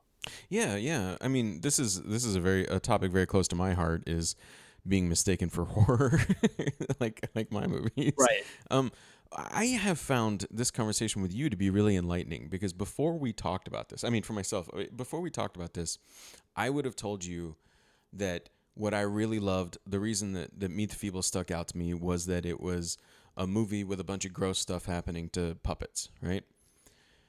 But that little explanation right there also applies to, for instance, Team America: World Police, which is another movie that I remember loving, but I never, you watch Team America and it's fun, but there's none of that pathos that you're talking about. There's none of that human drama going on in Team No, that's America. pure satire. It's There's just, not. Yeah, Meet yeah, the Feebles has not only has everything that Team America has, but mm-hmm. it It has the real has drama. that pathos, man. It has Yeah. there's so much going on in this movie. So It literally is a movie. It has everything. It has everything you yeah, can imagine, even the bad stuff, yeah. even the un-PC stuff. It's like it has everything in it. And God, for a second film, and to think that this was some dude's second fucking movie. Oh my Wow. God. It took me like 9 of them to feel like I had finally hit something that was really like good and me at the same time. I don't know. That's not true. I Yeah, think, no, I appreciate that, what you're saying. I think that, I think, yeah, as even just this experience of coming on this podcast, talking about it, then rewatching it, and talking about some of the observations about some of the stereotypes. You had some very, very astute observations that I did not pick up on, and it just made this movie so much deeper, and like I love it so much more than I did before, and I really loved it before. I, It's just like to someone who's not well versed in film, this is definitely like a back pocket movie of like, have you ever seen this? Anybody yeah, who knows movies would be like, yeah, duh, duh, of course. Peter Jackson, duh. But like anybody who's like doesn't know, anybody who just knows him as the Lord of the Rings guy, this is a real like, but it's like, hey, I want to see something really weird and bizarre. You're like, oh yeah, here you go. I got something for you. And then they'd be like, oh no, of course, Meet the Feebles. What else you got for me? And be like, I don't know, a little Otik or you or like just some crazy weird shit. I gotta say, I hate to say this, I didn't. This is gonna sound weird. This is gonna sound like an oxymoron. I still very much like the movie, and I was glad to have watched it, but I didn't enjoy watching it, and it's because of the garbage quality of this DVD that I have. Like, Oh yes, all I'm the so much. sound is just all basically completely blown out. Yep. There's no dynamic level there. I really hope that I know you were saying he had the remasters and he was sitting on them. I hope they come out, because I don't think I'll ever put this DVD in my player again. It was just like from a sensory perspective, it was just an onslaught, He said that they were telecine. I looked it up. He said they had a shitty telecine in the early 90s. Okay. And this was probably what I was watching myself was probably transferred from a VHS. Like it is so muddled and poor. And as much of that detail, and perhaps, and this might be my fear, maybe in the same way that I grew up on the US dub of Mad Max. It's my favorite. When I quote and I think about Mad Max, it's like Mad Max is my Star Wars. Next to Star Wars, Mad Max was my Star Wars also. So I like 2 Star Wars. In the same way that Jurassic Park was my Jaws, in the same way that Sidney Prescott was my Laurie Strode and Scream was my Halloween. Give you an inkling. The American dub of Mad Max is like religion to me, even though it's the most hated, reviled thing. When they restored the original Australian, and the reason why they did that is because they were afraid. And by the way, Mad Max was a huge indie hit. Yeah. Made its money millions and millions of dollars over, but at the time, they were super afraid that American audiences would be turned off or wouldn't be able to understand the Aussie accents. So they dubbed over everybody except for Mel Gibson. And I got to tell you, though, I love these dubs. I love voices. It's like a comfort blanket for me. I love it. So then I'm watching it for the first time, 15 years ago. I'm watching it for the first time with the Australian dub after, watching it hundreds of times with the American dub. Did it feel wrong? Wrong. It was so wrong to me. I hated it. I couldn't stand it. And so to bring it all back around to Feebles, my fear is that we're going to get this 4K remaster and we're going to see all the tape, all the strings, all the stuff. And part of the magic of those characters being alive and feeling real and alive is in the fact that the transfer and the resolution is so shitty that you actually feel like you've been teleported to this world that was shot. Like it's almost as if this was a documentary that they shot on VHS and then transported back to our dimension. That's the real life dimension. And that we're going to see all the seams in the same way that, when I made a micro budget, low budget feature, I shot it in black and white for many reasons. One of which was that I'm not a cinematographer and I really don't know anything about color grading or color science or lighting for color and didn't even want to deal with it. So I shot everything in camera monochrome. And, but an additional benefit was it covered up a lot of the seams that this movie was made for $2,500. It looks, I'm not saying it looks like it was made for lots and lots of money, but it looks a lot of the Scotch tape and tacks that are holding it together are held up by the black and white in the same way that there are certain movies that take on a new nuance when you desaturate your TV and watch them in black and white. Like I watched Friday the 13th Part 6 for the first time ever. My first viewing ever, I watched it completely in black and white because somebody recommended it to me, and it really is lit like a Universal horror film. Oh, wow. So yeah, it's unfucking real. I highly recommend that. Part 6. I want to try it with Halloween. That's the next one I want to do, and I really want to watch The Exorcist in black and white. That's like my top one to view. But the point is that maybe the magic of Feebles is being hidden by the shitty transfer, and we're going to lose some of that magic. It'll still be great. We'll probably see so much cool shit, but we're also going to see like people's feet, and we're going to see like puppeteers when we don't want to. It's going to ruin a little bit of the magic, I think. I wonder, I'm thinking last time we talked about how I'm a real like auditory guy. I would be happy if I could just get an audio remaster, because that was the real onslaught to me. That was the real assault to me, was on my ears. I don't know. I just assumed it was because I'm an old man now, but no, it was terrible, and I'm sure we're going to get that. I'm sure it's going to be cleaned up in the same way that when that Scream Factory edition of Return of the Living Dead, they really did a really nice cleanup of the audio. It sounds so crisp and awesome. So yeah, maybe. Yeah, I don't know. At the moment, I'm not in a big hurry to pop that DVD back in, but maybe I'll get the special remaster and watch it and then be like, you know what? I got to watch the old one again. Yeah. That's what I'm saying. And I just want to pivot back to the thing that we never got to discuss last time. Let's touch on it here real quick. Sure. We talked before about arguing point, counterpoint about understanding things within the context of the time of which they come. Right. And then the extension of that conversation is compartmentalizing and divorcing or separating the art from the artist, of which I am a super duper proponent of. I'm trying to think now. Here's the thing. That is once again, like some of the things we discussed and some of the things we didn't discuss. It's not a black and white situation. It's not an either or.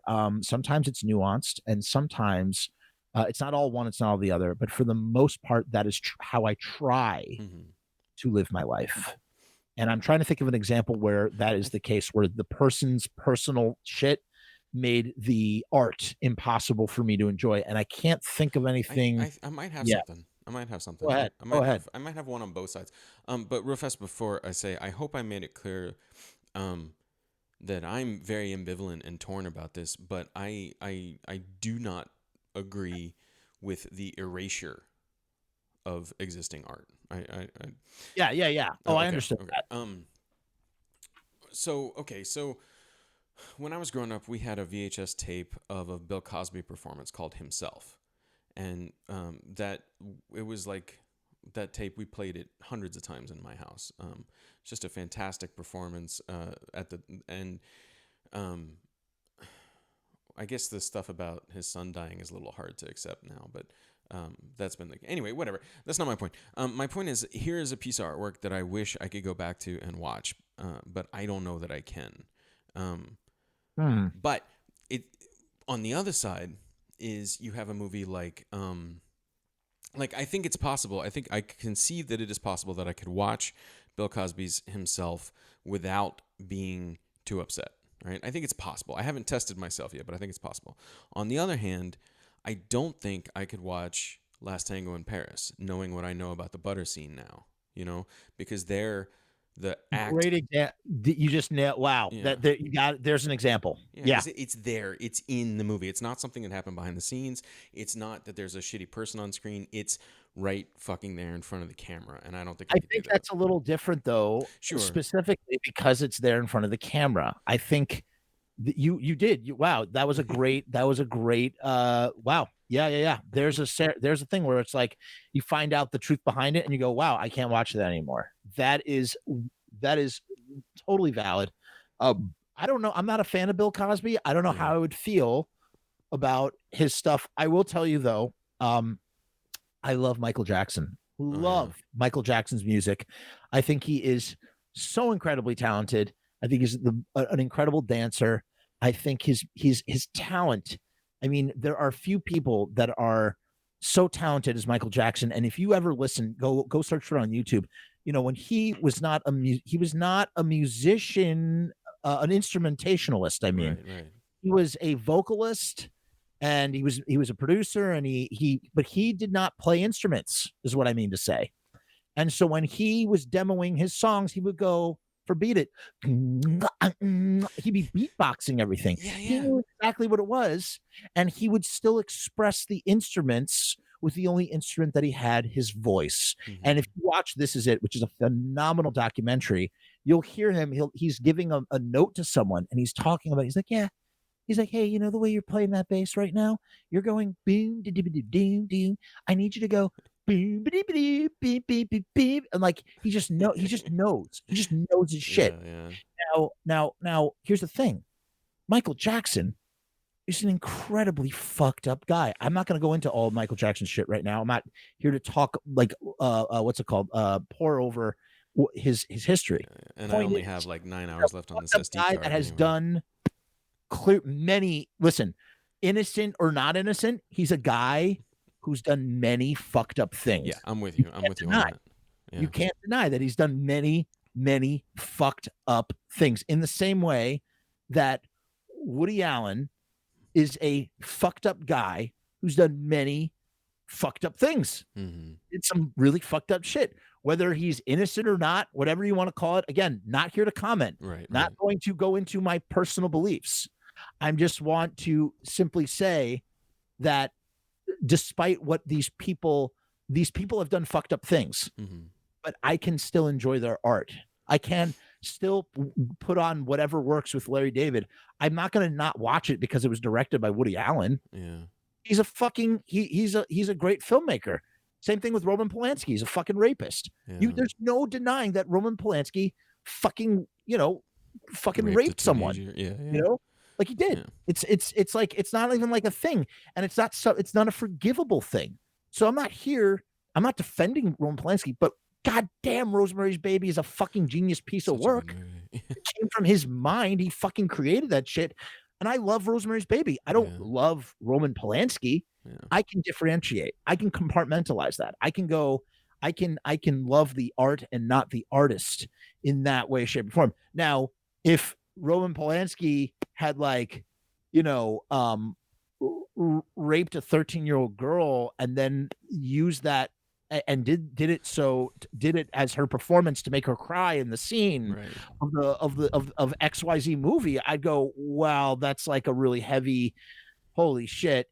And I'll tell you, apparently, according to this Exorcist episode on that Shudder series, apparently William Friedkin used to inflict crazy real torture on his actors and actresses. And nobody fucking talks about that. He yanked Ellen Bernstein on a rope that seriously hurt her back. And they used the take. That take is in the movie. Oh, is it? I didn't know that. Yeah. And so and I just watched The Exorcist for the first time in my life. I'd never seen it before. I'd seen bits and pieces, but the subject matter, I just don't find Exorcist stuff really scary. And I was like, all right, I'm going to finally sit down and watch this. It's only been 34 years, but it's like, so what? So you cancel The Exorcist because someone's torment was actually exploited on camera? No, fuck no. It's The Exorcist, motherfucker. Of course not. But so I feel like it's a crazy nuanced thing. That's why when I see people, and I see it online all the time, and I hate it. It's the fucking worst form of virtue signaling. I can't stand it. Oh, too bad that's made by so-and-so. I really liked that film. So still fucking like it. So like it. You don't have to not fucking like it because a fucking guy's a fucking creep. Like it. Now here's the flip side. I was never a big fan of the Jeeper Creeper movies. Oh, I was about to Victor Salva. Okay, I was about to mention that. Yeah.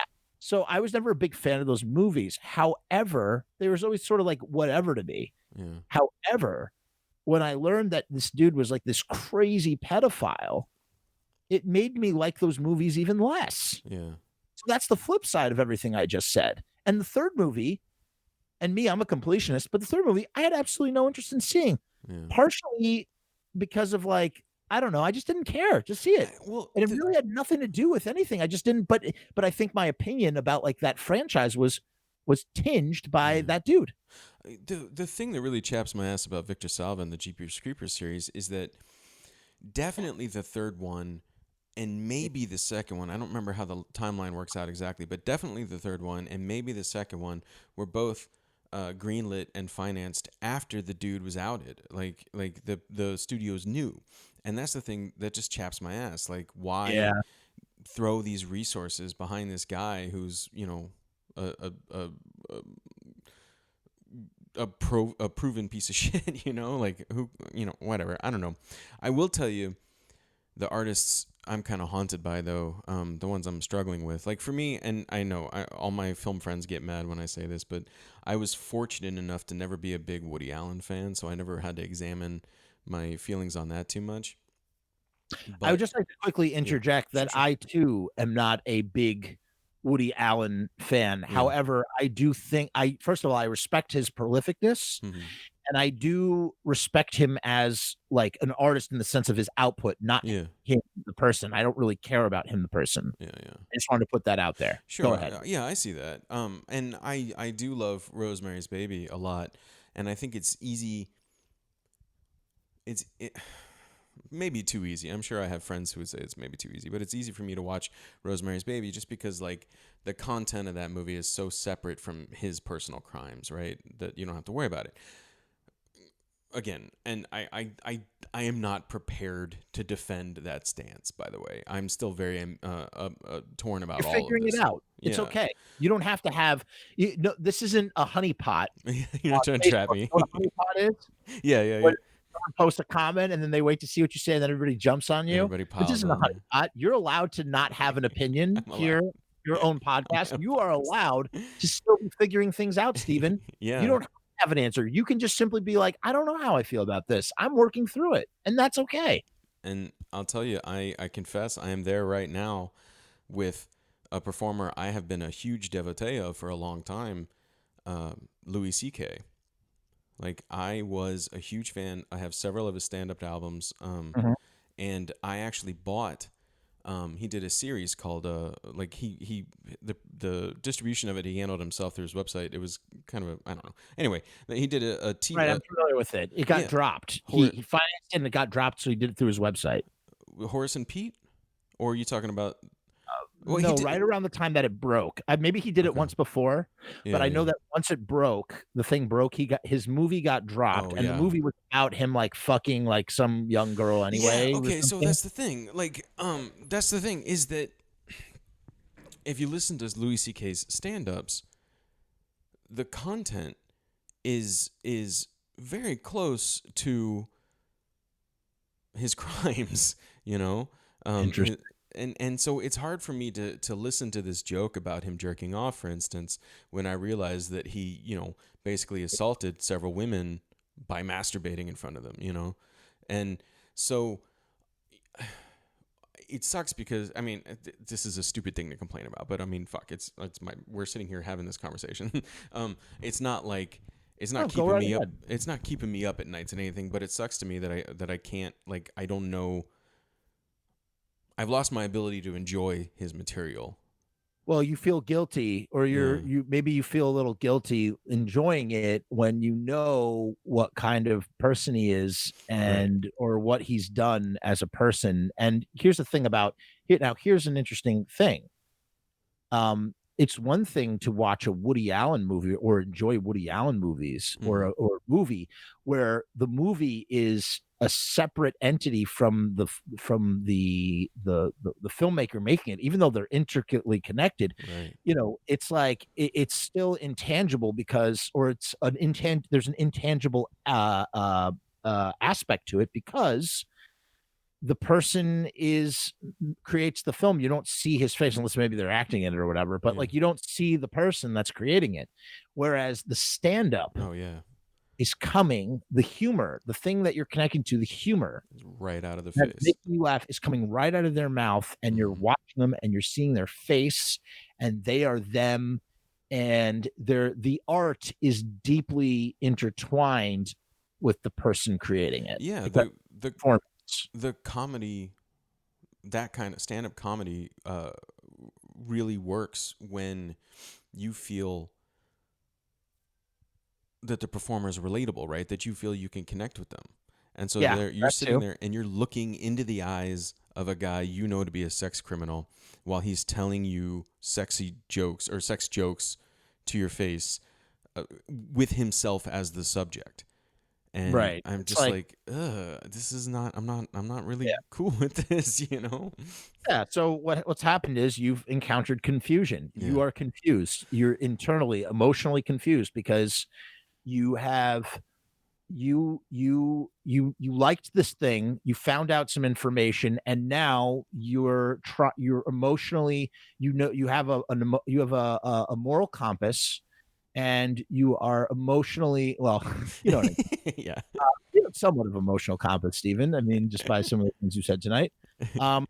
You know, so therefore you have your belly barometer, you have problems, you know, or you're trying to, you know, reconcile feelings of guilt with feelings of enjoyment. You know, and it's harder with a person, as you said, because you need to like relate with that person. So it's almost like it's even more, it's on a personal level. It's like a person to person level, in the same way that maybe if I knew a podcaster had done something wrong, I wouldn't be able to listen to that podcast anymore. Right. It's coming directly from them. However, and I guess that applies to music.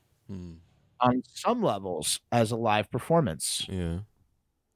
because I don't know. But then at the same time, I can watch. I have compartmentalized Michael Jackson Yeah. so thoroughly because, again, like I said, I know there's a lot of people who think he's guilty. I know there's a lot of people that don't. It's a very polarizing situation. Right. I personally think, I hate to admit it, as much as I think, because I got to tell you, I watched that Neverland thing. Mm-hmm. I think that Neverland thing is full of shit. I don't think yeah. it's. I don't know. It's a really weird. Just the way that it's so I don't like the fact that it's so one-sided. We don't hear anything from the other camp. It's just two people, and the way that they shot the pieces were out of, like, some of the days they made them put on the same clothes and, like, to keep the continuity of the interview, when in reality it had been shot over several days. It just, my point is that the authenticity of the documentary is somewhat compromised in the way that it's presented, and therefore makes me critical of it. So it's like, do I think Michael Jackson did some really bad shit with kids and is a scumbag for doing it? Yes, 100%. I do. Mm-hmm. Do I know? But, at the same time, Michael Jackson was also engaged in hundreds of lawsuits. Hundreds of lawsuits. There were hundreds of people that were fucking claiming that Michael Jackson fucking diddled them, So it's like, there's some median here where a lot of the truth is embedded. Mm-hmm. And I don't think it's on either end of the spectrum. All I see is a really fucked up guy with a really fucked up sort of lifestyle, who had incredibly inappropriate and most certainly sexual relationships with numerous children. Yeah. However, I can still watch him dance on stage and go, damn, that motherfucker knows how to dance. I don't know what it is about Michael Jackson. There's a podcast called I don't know if he's still doing it, but a guy named Matt Gorley, who makes he made, I don't know if he still does, a podcast called I Was There Too. Okay. That one? Or he just I don't know, I'm not familiar with it. He interviews people who played small roles in big famous movies, like like, oh, interesting. Yeah, it's really cool. I stopped listening to it a long time ago. Sorry. Wait, what's it called? I'm gonna look that up, actually. I Was There Too. On stuff like that, I'll cherry pick episodes that might seem interesting to me. What's it called? I Was There Too. I Was There Too. Okay, I'm looking it up on my phone right now. I mention it because he did an episode with Doug Benson. And it's Earwolf. Yeah. Yeah. Doug Benson was actually a dancer on Captain EO, which I had no idea. I think I knew that, actually. But Doug Benson said that, like, even if every accusation against Michael Jackson had been totally false, even if that were the case, his behavior on set with Macaulay Culkin was straight up fucking creepy. That's what Doug Benson says. Oh, yeah. That's what I'm saying. Like, that's what I mean. Like, and again, I just want to say, I'm not saying that there wasn't any. I'm not saying that these Leaving Neverland guys were liars. Sure. But I'm saying that documentary itself, not the people. The documentary is bullshit. Yeah. Right. Like, just the way it's presented to us, the way that it doesn't. The way that it presents things, the way, and there's a lot of Michael Jackson truthers that are like trying to like take these guys down. But you want to know something? There is definitely some interesting circumstantial evidence where it's like this dude went on, I don't know, he went on the stand twice. He perjured himself twice by making this documentary. So he lied for Michael Jackson twice, and it wasn't until he was fired. He was not given a job in Vegas for Michael Jackson. There were, whatever. The point is that there was, what's it called? Shadow of doubt. Oh, no, motives. Oh, there were motives. Okay. Yeah. There were some motives. I don't know about the other guy, but there was one of the guys. I read about it because I watched the documentary. I was like, this is fucking crazy. This is some crazy shit. And I just did a super deep dive. I went down a rabbit hole and I just started pouring over everything and looking at the sources and going, okay, well, this person's a nut and this person's not. This person seems, and like, there were like these things, like, for instance, these guys had recollections about, like, getting molested in the train house, and it had to happen at this date. And the train house, someone posted prints of the train house, and the train house wasn't built until this kid was like 14 years old, when the molestation had already stopped or whatever. There were tons of inconsistencies, and with the way that the documentary presented, it just felt, because documentaries can be very factual, but there's so many times Oh man. documentary can just be like sort of really they put a lot of shellac on things because they want to tell a cinematic story. Right. And Right. on like a emotional level, Leaving Neverland really fucking packs a punch. It does. Yeah. It's a very, very it leaves an impact. However, when you start to look at some of the stuff, like you start to do a deep dive, like you come up, at least what I came up with. I come up with the fact that, because you know what, I'm not just some fucking blind guy that goes that wants to think with the on the right side of things. I just want to independently figure things out for myself, and the only way I could do that is be well read. So sometimes I do well read about things, Yeah. and my conclusion to this, to my personal investigation based on what I could find on the internet, is that Michael Jackson did some really inappropriate, fucked up shit with kids. I don't know if he's guilty of the exact charges that were presented in courts of law, but did he probably fucking like cross the line with kids like in a sexual way? Yeah, I'm sure of it. I'm sure he did. There's too many people for him not to. However, there are so many people that it goes above and beyond, where it's like, dude, there's like a fucking 100 cases. Yeah. You know? I never watched that documentary. I need to get on HBO. You should definitely. I think it's absolutely worth watching, but like I said, I feel like it's emotionally manipulative. Yeah. It tugs on your heartstrings, and it makes you, Michael Jackson. It's almost like, and it's kind of like Michael Jackson's dead.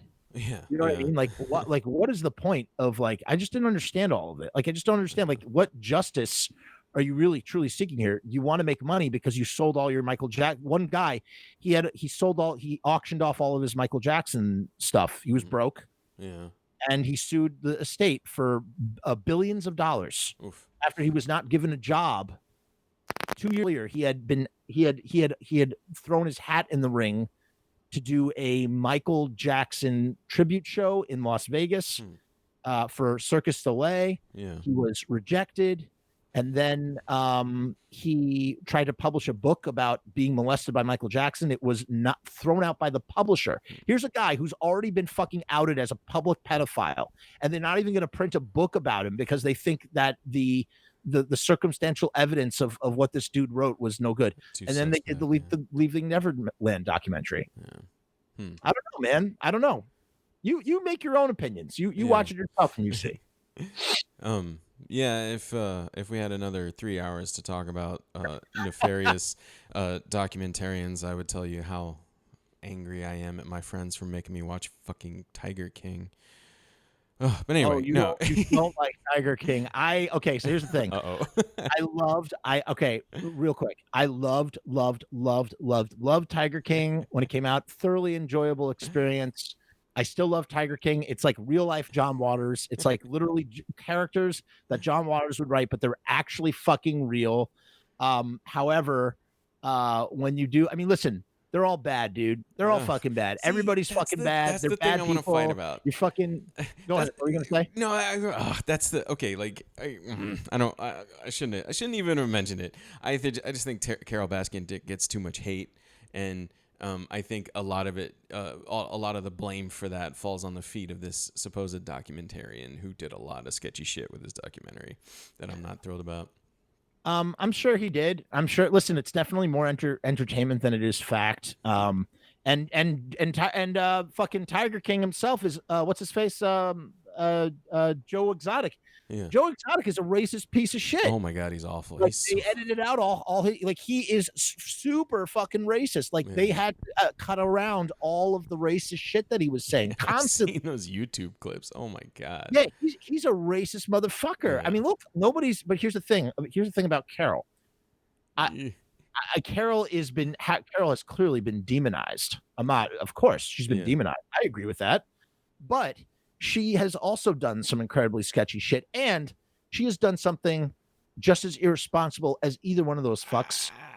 No. Hear me out. Read this article that was written by Tiger handlers about how she dismisses the profession of tiger handlers. She has volunteers do it for free. She thinks she has trivialized a profession.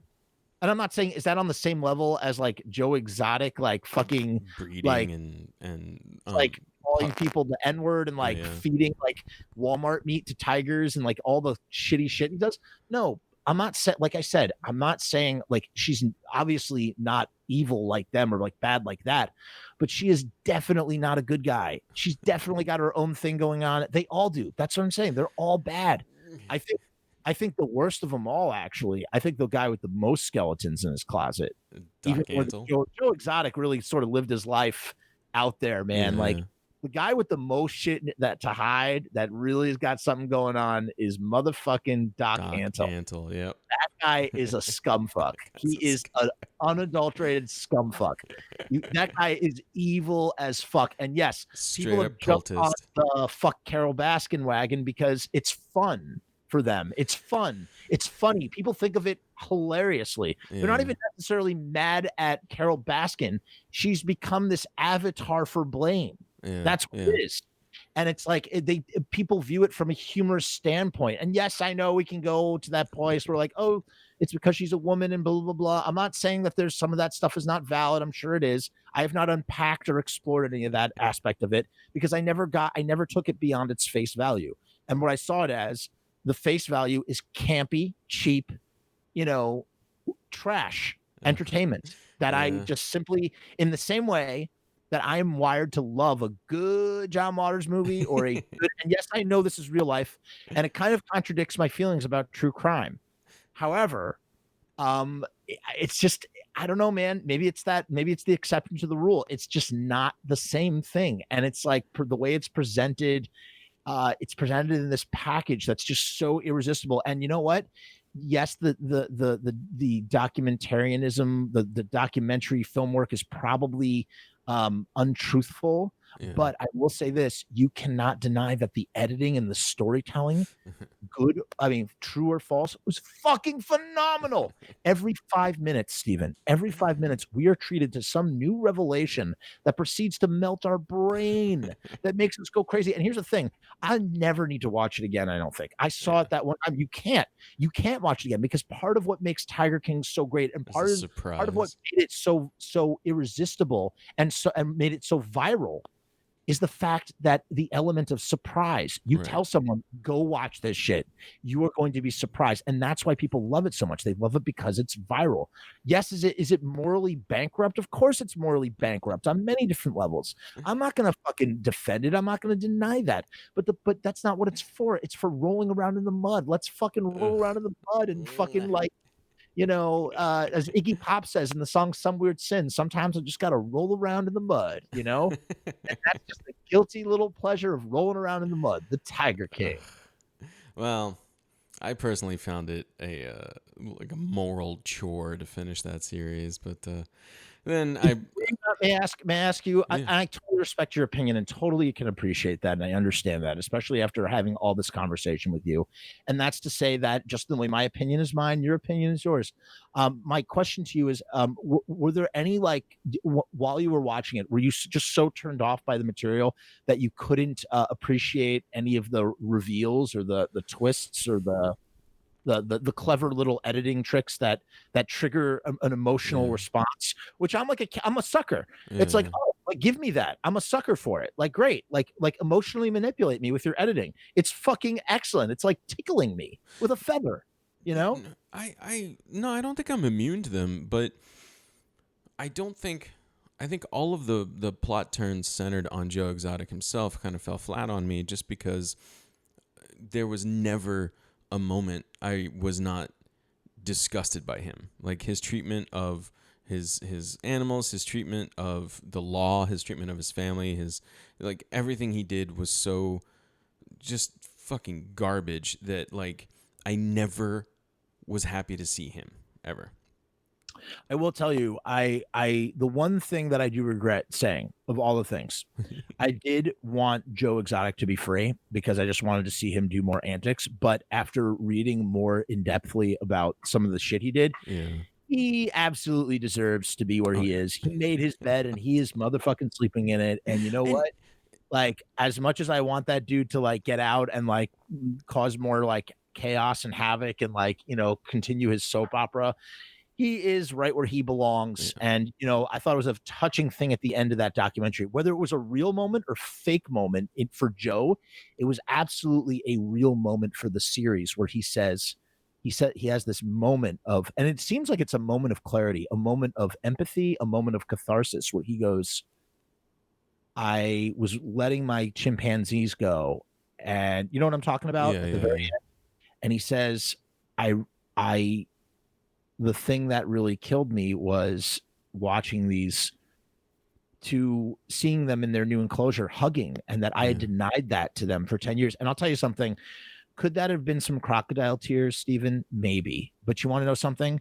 It really truly felt like a genuine moment and a genuine epiphany, one that someone even as manipulative as Joe genuinely had. Because you know what? Whether Joe was good or bad, I think Joe always thought he was good. He always thought he Yeah. was good. And therefore, in that moment, I genuinely believe he was having like this moment of clarity of like how bad some of the stuff he was doing, even though he was like, I mean, he was just crazy manipulating everybody. He's the reason why his parents lost their Oh, fucking house. Jesus, He's yeah. completely the architect of his own destruction. Absolutely. And that was the thing that drove me nuts about it was that to the filmmaker, it was very clear to me that the filmmaker adored Joe, right? Whether that means that he Oh, he approved did. of he, Totally. yeah, and that comes through in the filmmaking. And therefore everybody who watched it, or not everybody is not a good word, but there was so much discussion about that I was privy to about the show that was celebratory of Joe. And when you would ask people, you'd say, are you glad he did this? Do you approve of this? And they say, no, no, no, but they're all bad. And that was their defense, is they're all bad. But you could tell by their behavior that everybody talking about it was a Joe fan. And that's what chapped Because my yeah, ass. yes, and as someone, I identify with what you just said. I am that. I just said it to you. I literally just said it on the podcast just now, and I can say personally, I can explain that though. I can explain it. I will explain that to you right now. They're all bad, and dot dot dot and dot dot dot. Joe Exotic is Ursula from The Little Mermaid. You know what No, I'm saying? Ursula didn't lie to Ariel. I They think she did actually, she held to but that no, contract. But that's not anyway, what I yeah, That's not what I mean, Steven. yeah, I mean in the sense that we all want to be Ursula. yeah. I'm not saying I want to be Joe Exotic. I'm just saying like she's so deliciously bad.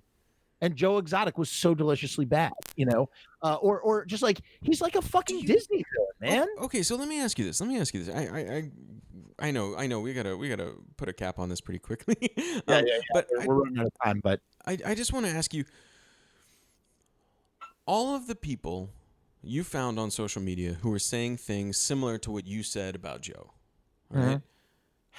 What percentage of them would you guess have the same nuanced view of him that you do?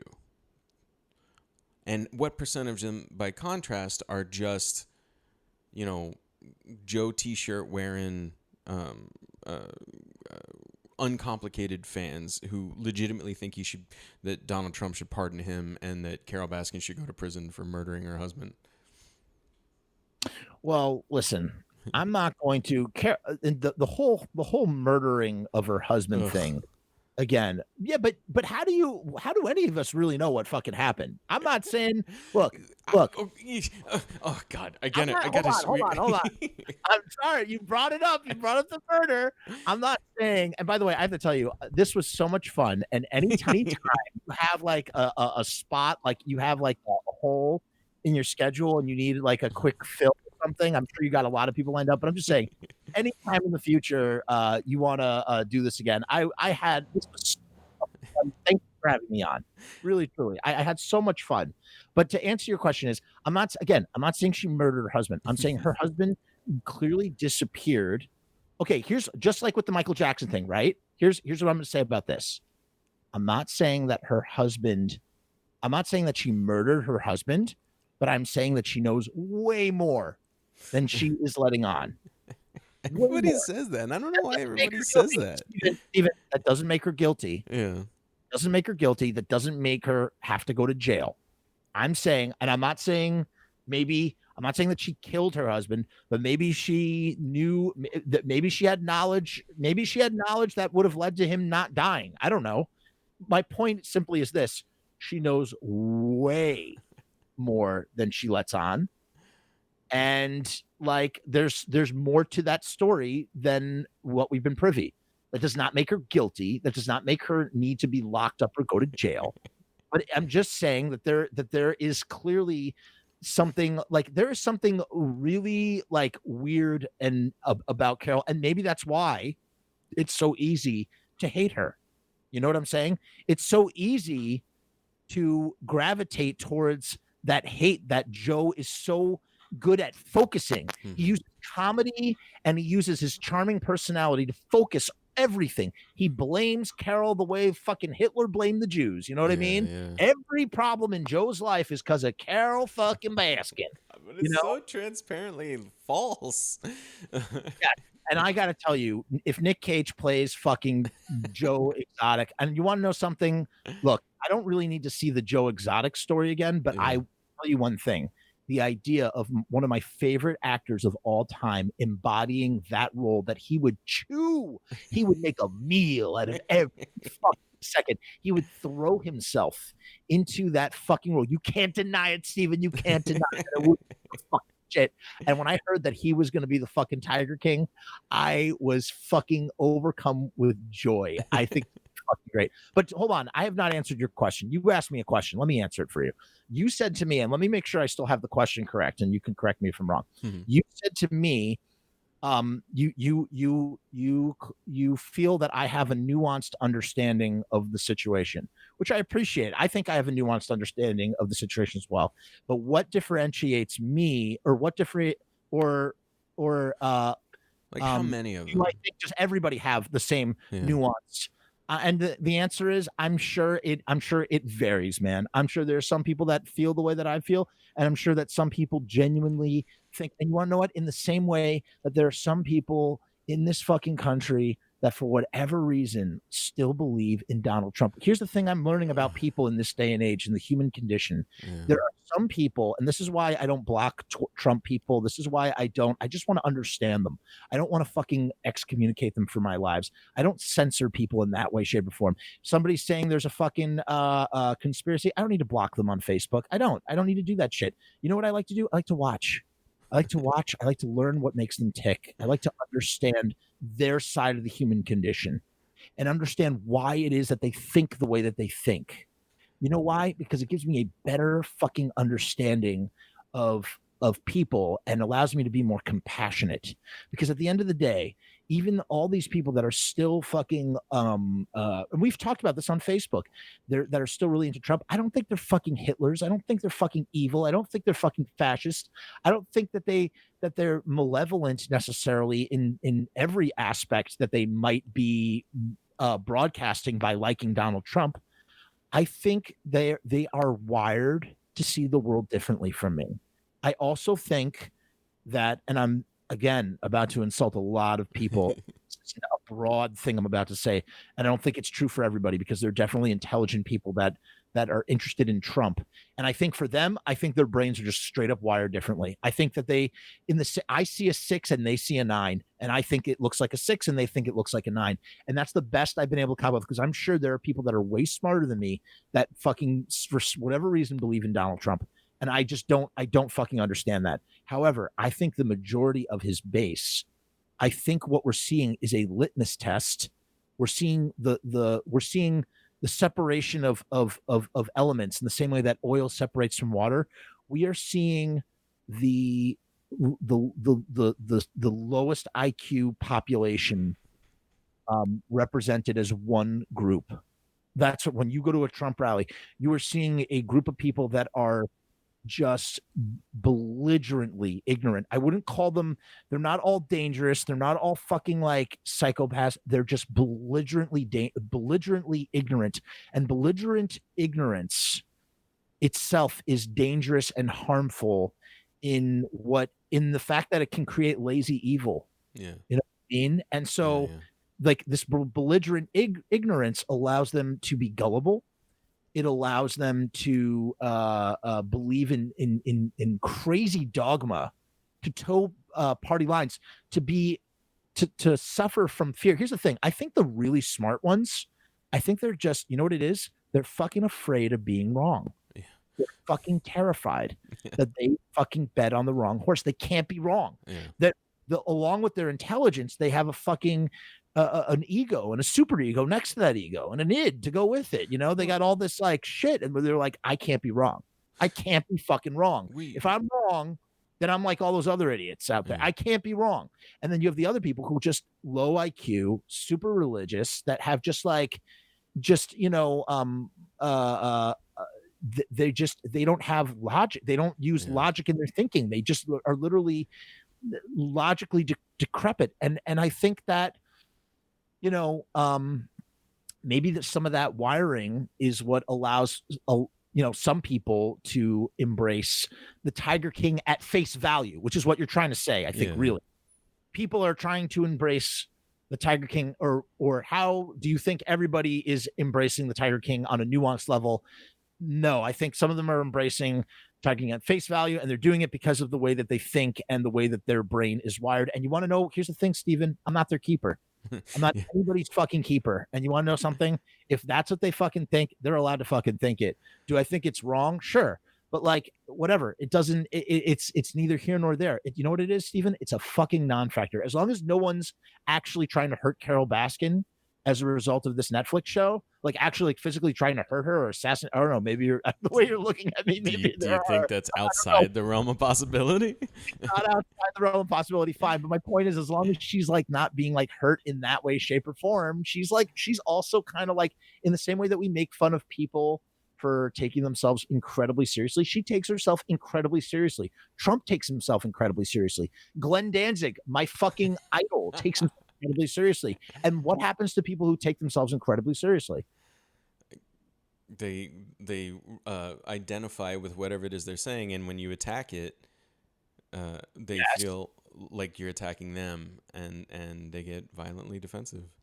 That's a valid answer, but not the one I was thinking of. They get made fun of because they become a target for being made fun of because they take themselves so seriously. So they take themselves super seriously, and then because they take themselves super seriously, everybody wants to.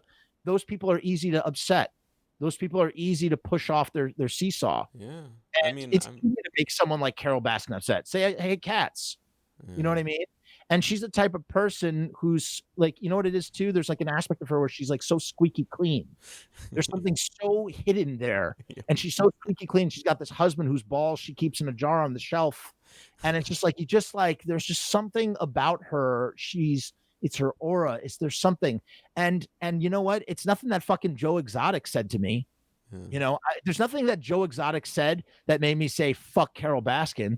It was Carol Baskin that made me say, fuck Carol Baskin. I judge her solely on her character from what I've seen of her. You know, in the sense, forget even about the possibility of murdering her husband. It's just the way that she exploits free labor, and the way that she just sort of like, it's her attitude. It just bothers me. It makes her unlikable. It makes her unlikable as a person, and therefore compound that with the likability of someone so unlikable like fucking Joe Exotic. Joe Exotic is an incredibly bad guy that's easy to fucking love because of the way he's portrayed in that documentary. You have a fucking, there you go. There's the circuitry. That's how the fucking car works. That's how the car moves down the street. Yeah, I just can't help thinking that like over the course of that 7-hour series, about 6.5 of it was a bunch of guys frothing directly into the camera about how awful Carol is and how she should die. And like we're susceptible to that. That's the manipulation. We're like if the past 5 years have taught me anything, this lesson I should have known a long time ago. I'll confess, I should have figured this out a long time ago. But the past 5 years have taught me that human beings are depressingly easy to hack. Yeah. It's same with the Trump population. Yeah. Like all of it. Yeah. It's we're too easy. we are not complicated machines. It is so easy to get people on board with awful shit. And goddamn, what a bummer note to end our talk about. Oh, I don't think that was a Meet the bummer note at all. I Feebles think this is about. actually a very no, this is like a phenomenal conversation. Like I really enjoyed it. I enjoyed it thoroughly. And you know what?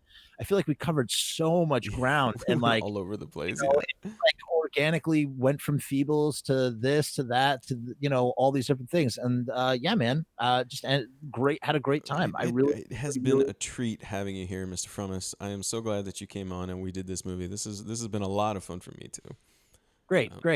Do you want to shout anything out while you got a minute? Nothing. I'm just hoping I can finish my Wash Away. I want to finish my Wash Away movie. I shot something for a short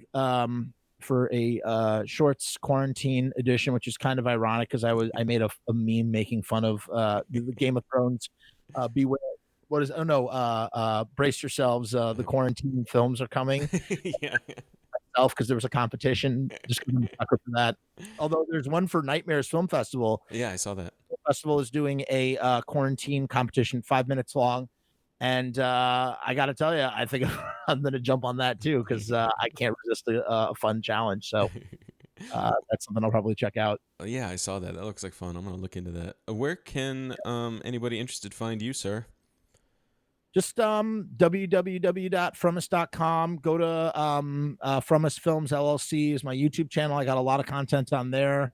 After this podcast episode goes up, I'll probably dump it on that channel as well because I like to have everything on every